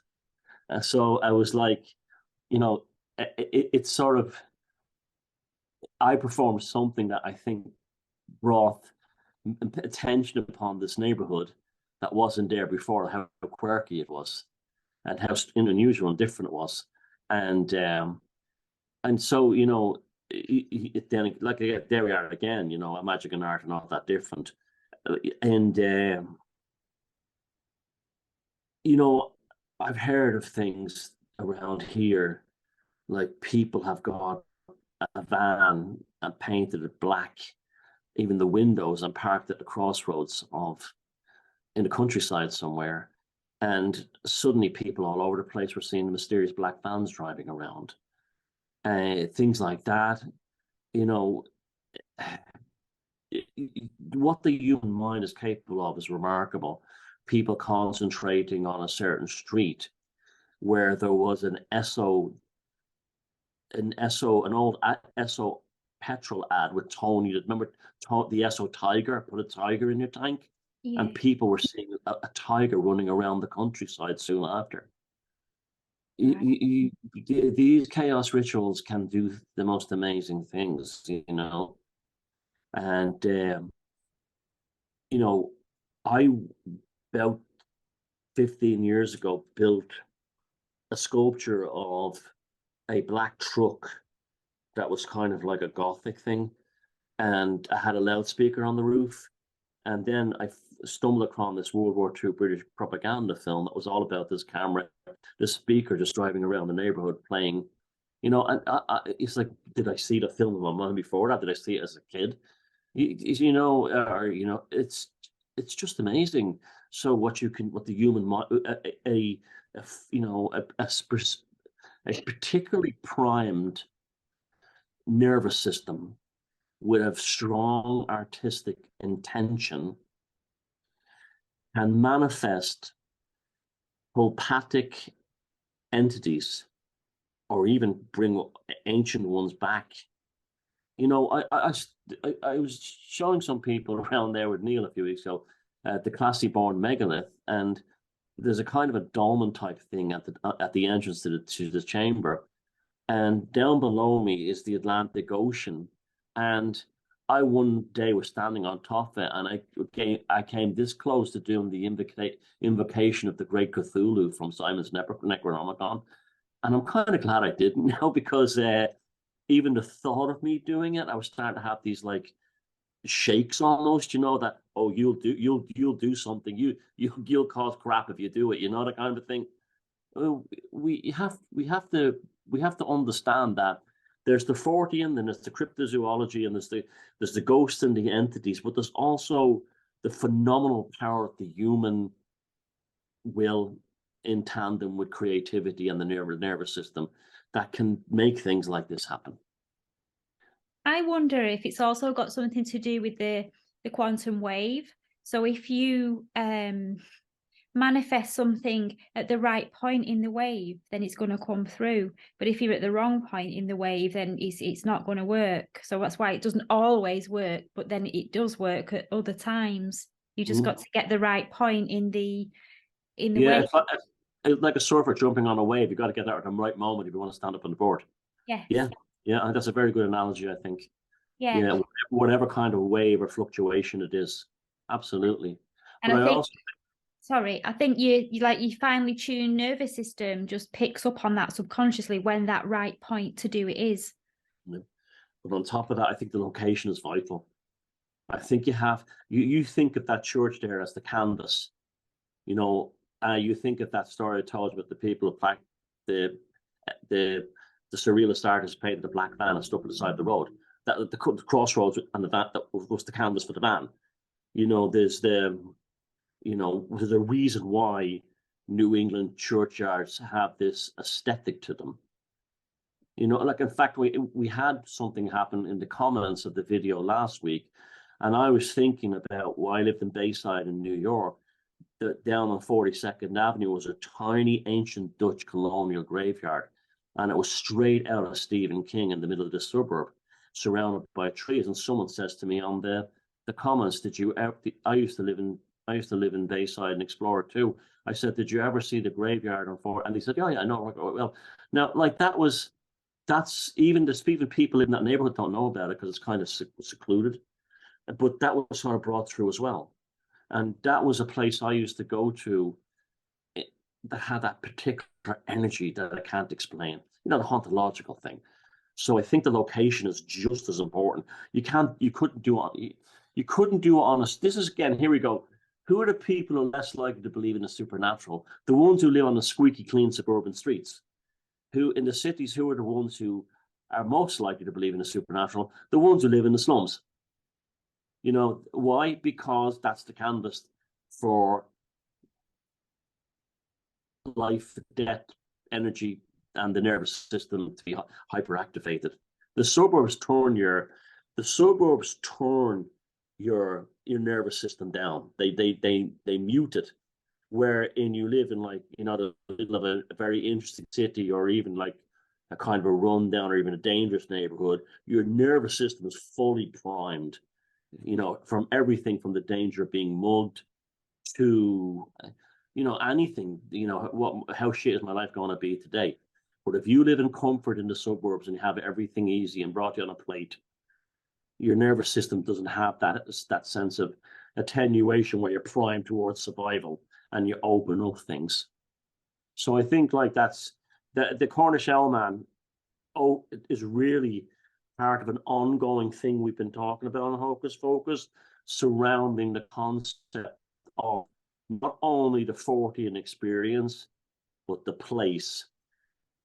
We had it with Loch Ness and Boleskine House, Sandown. And a lot of people have comments after the Sandown clown saying that part of the Isle of Wight is really weird. It's a really strange atmosphere.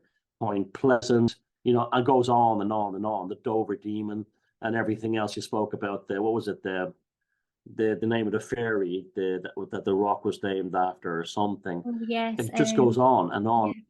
It's that thing again, you know, and I know you and I are both very much attuned to it from the neighborhoods and the places we grew up in, that even when we step into the countryside, we're aware of areas in the countryside that have the same energy that, you know, we experienced in an urban area. And I would love to know the social demographic of the people who saw this Cornish thing. Did they come from places like Hyde, where you came up, and or you know, where I grew up and stuff like that? This is what makes, you know, this is what makes the study of the Fortean and the paranormal so much more juicier than running around looking for ghosts and cryptids, because it's a colossal spectrum that encompasses really experiences in place and time and your own self. You know, that's why some people don't have these things, because they don't come or live in a place or experience the place where these things were, you know, they were, like I said, you gave the analogy of the television station, they couldn't tune into that channel. I couldn't imagine life without it now, to be honest. I think life without it would hate be banal. I would, yeah. Would you remember when we were kids, when you'd pick up a newspaper, a magazine, and had an article on UFOs or ghosts, or those, you know, magazines that came out when we were kids? The thrill and sense of amazer and marvel and wonder they gave us at the mysterious. It just seems to me it's like it's just as good as looking at a beautiful paintings in an art gallery. It has that same. It's like you wouldn't want to be deprived of the beauty of going to an art gallery and seeing an incredible painting. On the same way with this, it's like, I'm so glad I have it, you know. We had a library at school, in primary school, and we had one book. In fact, I've got it here. This book was in my school library, not this particular one, but this edition. Yeah, well, this was in the school library, an earlier edition than this. And every break time, every lunchtime, we would run into the library, a group of us, and pore over this book and look at it like, well, look at that, look at that, look at this, and frighten ourselves to death with it. Back in the 80s, I think it was Time Warner or Time Life produced this series of encyclopedias of everything to do with the mysterious and the occult. Do you have them? No, but I've been looking at those in a second-hand bookshop. Yeah. They're fantastic. The only thing that lets them down is sometimes they have some silly 80s topography, like they put silver text on black backgrounds, this kind of thing, you know, where it makes it a little difficult to read. But in content-wise, there's one, Mind Over Matter, Visions and Prophecies, Phantom Encounters, Psychic Voyages, Transformation, Magical Arts. Have you got them all? I think I nearly have them all. Spirit Summonings, Psychic Powers, and Powers of Healing, and the one that was on the top is just the Mystic Places. And God, back in the day, these were like, you know, you were perfectly happy with just this, and coming in the post once, you know, a month, and it was just outstanding. You know, it was like you know, and you know, again, even these books themselves, looking at them now, they now have this hauntological energy. The books, the actual books themselves, Yeah. you know, the passage of time, you No, know, they now have they now have this this is what I was saying. Look, this is the only bad thing about these ones. You see, it's silver paper with black text. That very, very early 80s, like, you know, oh, we have computers now, crap, you know. But yeah, but even the smell of them, you know, the smell takes you back as well. The smell musty. yep. And paper was a better quality back then too. Yeah, So yeah, these last are good ever, books. I mean, we're gonna cover on that one. Yeah, you can see the man sat down there. Yeah, is that the chakra one? Is that? Mind over matter. It's I all know. kind of telekinesis and all that. Look, you see here, there's not this is annoying. The New York Times cover printed in silver. You know, it was like, you know, the art director want, you know, give me the best, you know, kind of a thing, even if we don't need it. But the actual writing itself is tremendous stuff. There was also a series of English encyclopedias that I want to get my hands on. That there were a magazine called Man, Myth, and His Legends that we didn't. It never got. It was from the 70s, late 70s, and it built up into those magazines that become encyclopedias. It was Right. never released in Ireland. Never. Oh, look, the man, myth, legend. Man, myth, and his mythology. Man, myth, and his. It's very similar. This was like the American version of it, but I've looked at a few of them. They're fantastic. So, the Cornish Owl Man. You know, it's one of those things that, you know, it just, you know, it's more than just a cryptid. I agree. I agree with you on that. Yes, definitely. Definitely is. And I'm wondering if it's something to do. I'm wondering if some of the ley lines are connected up at Loch Ness and down to Cornwall. Something. It's something, but it's definitely the church and the location. That is the canvas in which the Owl Man appears. It's just like Mothman and Point Pleasant. Whether it's high pressure, bringing in positivity and good vibes, or low pressure system that might stir up some Renfield storms, Thomas has got you covered. He'll guide you through the upcoming week in psychic weather with the precision of a finely tuned quartz barometer. Over to you for the psychic weather.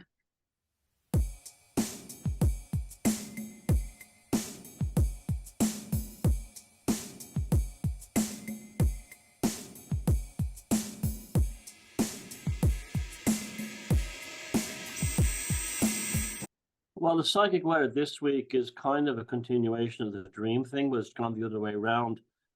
Everyone I know this weekend had terrible nightmares, including myself. Had one night, two horrific nightmares.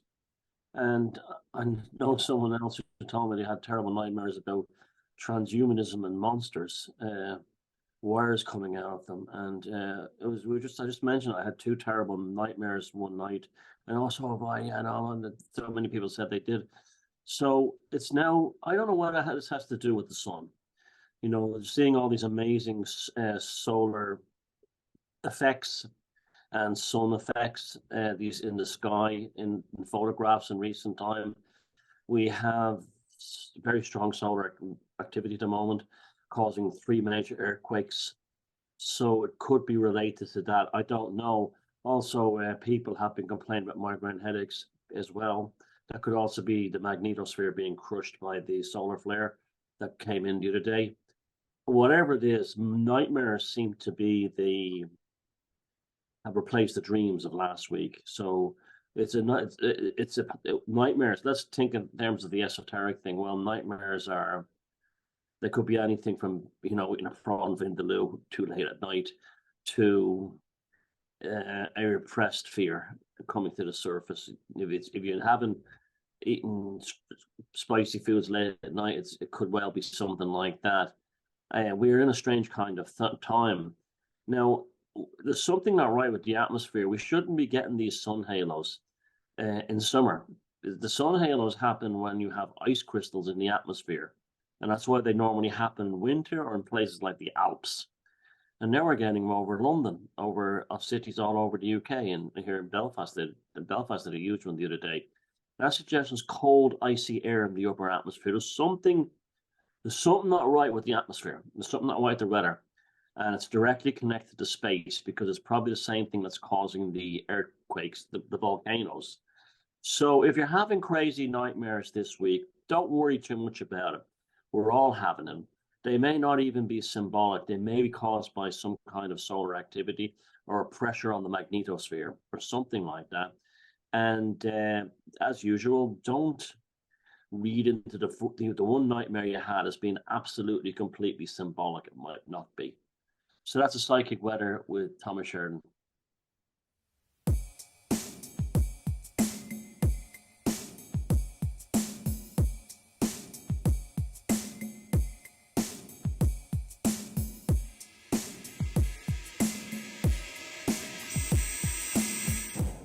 Wow. Okay. I've not had any nightmares per se, but I've been having some weird feelings, just like doom and gloom, like something's not right again. Well, that could be a kind of daytime nightmare, couldn't it? In fact, one of my friends in England just said to me, "Is the energy all off at the moment?" And I says, "For me, it is a little bit, but I haven't been feeling too good. My asthma's been acting up, so that brings me down anyway." But yeah, so you're feeling it too. So in the nightmares and then strange feelings during the day, they're probably related. Just like something was off, something was brewing, and then not long, I put it down to paranoia, pull yourself together. Not long after that, I learned about the escalation in the WAR. Yeah, it's not that bad, yeah. No. Not for, well, it's bad for the people that have to live with it over there. But yes, there's we know that the world is run by mad people, and some days they're more mad than others. I do wonder if all these volcanoes going off is just the nature's way of having a clean up on aisle 9. Yeah, exactly. And one volcano spews out so much CO2 that it'll be hundreds of years of human industry is wiped out. So, the volcano, I mean, this is why we have 3 major eruptions at the moment. Strange times we're in, strange times. It certainly is. If you'd have told me this was coming when I was a child, it would have probably freaked me out. I don't know. But it's funny how when you're here and you just go through it and you deal with it, and it's kind of exciting sometimes, and other times it's a bit anxiety provoking. It's like a roller coaster at the moment. It's the way function collapsed, but by God, through hauntology and Forteana, we have the tools to deal with it. Absolutely, I would have gone insane without it, I think. Every week, we unlock a treasure trove of enchanting and mind-bending books that have found their home on our respective bookshelves over the years. It's time to set off now on another show and tell indulgence, sharing the books that not only sparked our imaginations, but also left a lasting impression on us. And our aim here with this part of the show is to ignite a spark within you and inspire some new ideas for your next book to grace your shelves and build up your Fortean library. And my book this week is Saging While Aging, written by the actress and spiritual explorer Shirley MacLaine. Now, firstly, what I like about this book is the way it's written. It's written as though she's talking directly to you, like she's taken the time to personally write you a very, very long letter full of insights and wisdom from a wealth of personal experience that she wants to pass on to you. And in the book, MacLaine shares her ever-changing journey through the process of aging and offers profound insights into embracing wisdom, self-discovery, and living life to the fullest. And she takes you on an exploration of the human experience and the potential for growth and fulfillment, no matter what the age is. And this book's full of personal anecdotes and philosophical musings and spiritual teachings. and she shares her own triumphs and challenges and moments of self-reflection, and she invites you to do the same within your own life and with your own beliefs. And she challenges societal norms and stereotypes that's associated with growing older, and she encourages you to embrace wisdom and richness that comes with advancing years. And McLean advocates for a holistic approach to aging, addressing physical and emotional and spiritual well-being. And she shares practical advice and personal stories that can inspire others to nurture their mind, body, and spirit as they age gracefully. And she also goes into spiritual concepts and experiences that have shaped her worldview, and she explores topics such as past lives, the power of intention, energy healing, and the interconnectedness of all things. And she talks about UFOs, Atlantis, ancient Egypt, about her time in Hollywood, what is consciousness, why are we here, holistic medicine, what happens when we die. It's all in here. And there might be things in here that you don't necessarily agree with or believe, but you take what you need and just enjoy the rest as somebody's own perspective on things. And the book reminds you that life's an ever-evolving tapestry of experiences, and every stage of it holds its own beauty and wisdom. And Saging While Aging encourages you to embrace the present moment, let go of limiting beliefs, and embark on a path of self-discovery and self-acceptance, and reminds us that aging is an opportunity for growth and a deeper connection with the world around us. And the book is great for anyone looking for inspiration to embrace the journey of aging with grace and joy. And McLean's words actually struck a chord with me as I begin the second part of my own life and embark on my own path of self-discovery, regardless of age. Well, it's interesting. Your book is about the second half of life. And the book I'm going to review is like, well, it finally happened. It finally happened. For years, people have saying to me, Thomas, I have kids. I have kids. And I want to introduce them to paganism. And are there any books about paganism, about the ancient gods, or anything aimed at children? And there was a few. They were all crap.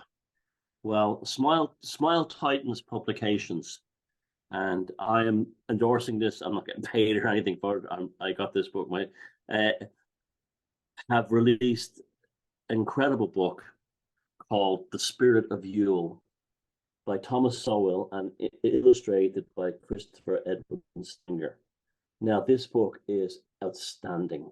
It's a children's story book that teaches children about the true story of Yule, through the adventures of a Charles Dickens type character who goes out to finds out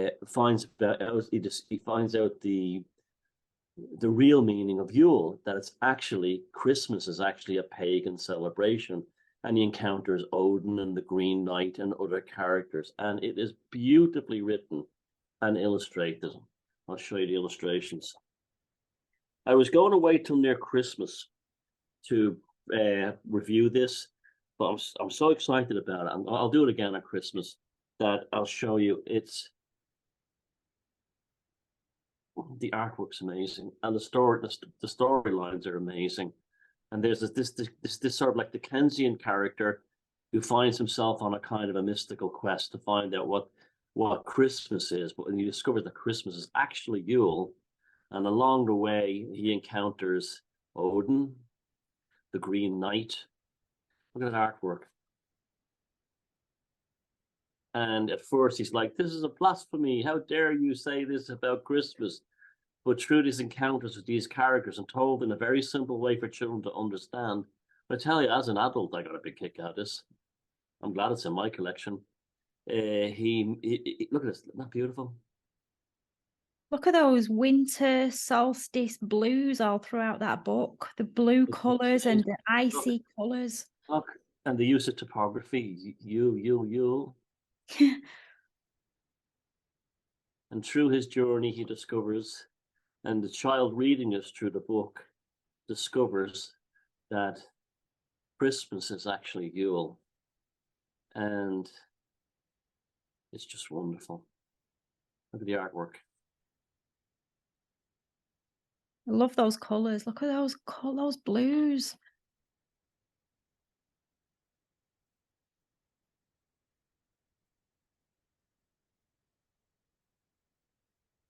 Oh yeah, look at that. What's that there? Is that a bear of some sort by the trees, the Christmas trees there? No, it's the three spears. Ah, right. And the moon. So there it is. Look, if you have kids and you want to teach them in a gentle and beautiful way about their pagan and Nordic ancestry, get them The Spirit of Yule by Thomas Sowell and Christopher Edwin Steiger. It is absolutely fantastic. It's printed by Smile Titans, SMILE TITANS Publications. Now, we've waited forever to have a book like this, and we finally have it. So you can't say anymore. There's no books aimed at kids, to deal with paganism and stuff. There you go. I'll review it again maybe on my channel closer to Christmas. I was going to save it until Christmas on this channel, but I was so excited about picking it up again last week. I said, I have to push this out ASAP. Maybe so it doesn't sell out by Christmas, but yeah, this is it. This is the one you give to your kids. This is the one you put in the Christmas stocking or your nephews or nieces or whatever like that. Okay, that's my book this week. That's lovely. I wonder if you could contact the author and ask him if you could be allowed to read it. Yeah, well, we know who he is, and he has a YouTube channel, and I've worked with Christopher. He has that animation channel where he did Dogon and a few other things, and a cartoon, and he did the Gotchi Man with me, so he's an animator as well. But again, this is an endorsement from the heart, not from any other reason. Yeah, I didn't get a stack of €50 notes in my pocket. Beautiful. I wish he'd offered it though. That's a beautiful book, yeah. Well, it's time to wrap up this week's episode and say goodnight. We hope you've enjoyed tonight's journey into the unexplained, and you'll join us again next week. And as always, thank you for letting us be a part of your Sunday night. Next week, we're back over on Beyond Room 313 channel for our final episode before we go off for a summer break. But do not fear, we will be back in August with our second season. So next week, episode 23 over on Beyond Room 313. Please subscribe so you don't miss an episode, and please continue to share the show far and wide. You guys are our only form of advertising, and we appreciate every view and every share that you invest in us. And we hope you don't mind us having a little summer break. And it won't really be a summer break because Sarah and I will be working on HF projects on the side that will be revealed in the end of the summer. So it's a bus, what do you call a busman's holiday? Yes. A working holiday. But I've also got an awful lot to do this year. So this is I badly need at least a month away from this show. So and don't me. worry. You need a month away from me. Yes, I'm doing my shadow work. Yeah. What you call it? You better do your shadow work too. And yeah, so next week on Sarah's channel 23 will be the last one for No, 6 weeks. Your channel next week, Thomas. Oh, that's right, on the odd numbers, yeah. So yes. So my channel next week, 23, will be, and then a 6-week break, and then we're back later after that with even better stuff. So remember that. And a big reveal about what we're up to while we're away. Yes. Okay, so with that, thanks everybody for watching, subscribing, and sharing, and please keep doing that, and especially the comments. Ooh, I could live on that comment section. It's just fantastic. And Sarah, what's the tarot card? Tarot card is the 5 of Wands. And at first glance, the 5 of Wands portrays a scene of apparent chaos and conflict. The card showcases 5 individuals welding wands engaged in what seems to be a heated competition or a disagreement.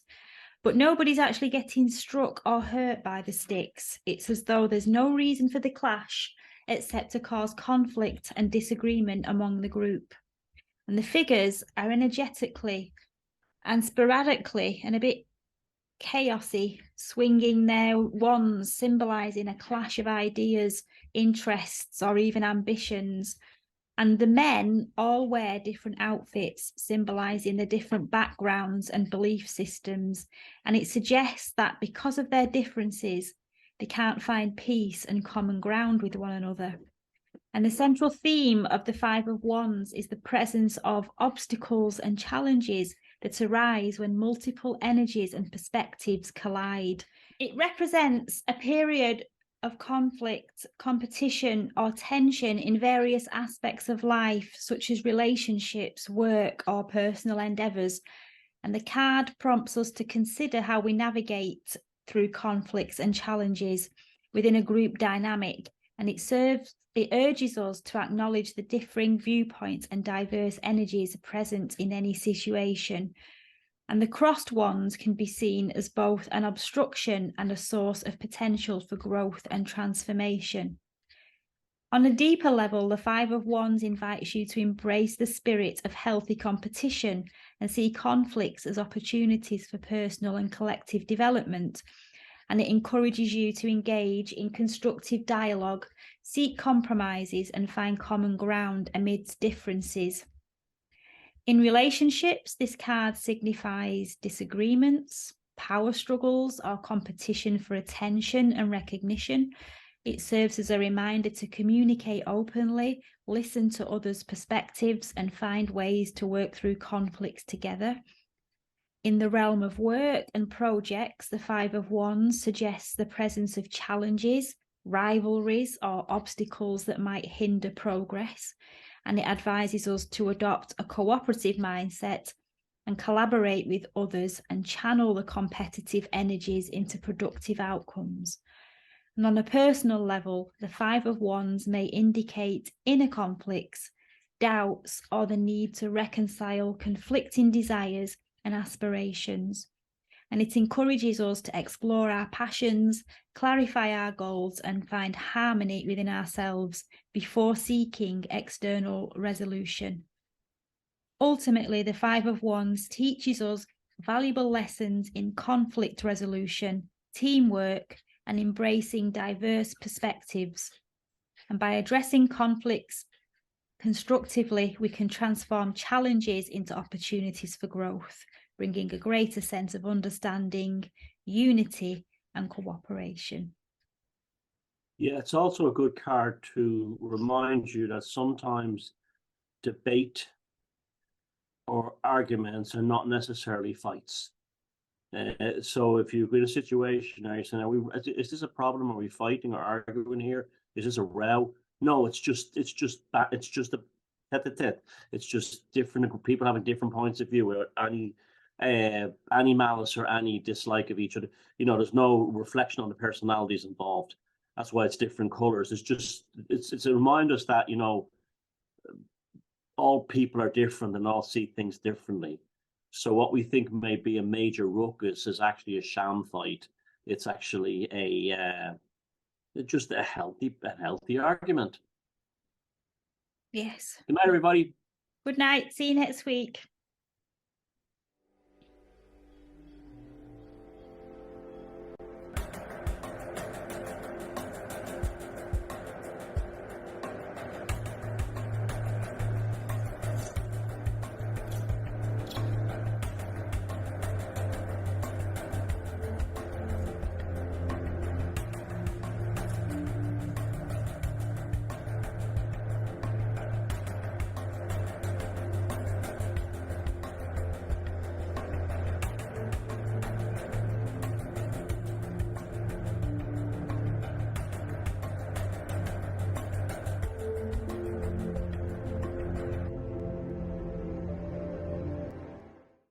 Ginger fairies.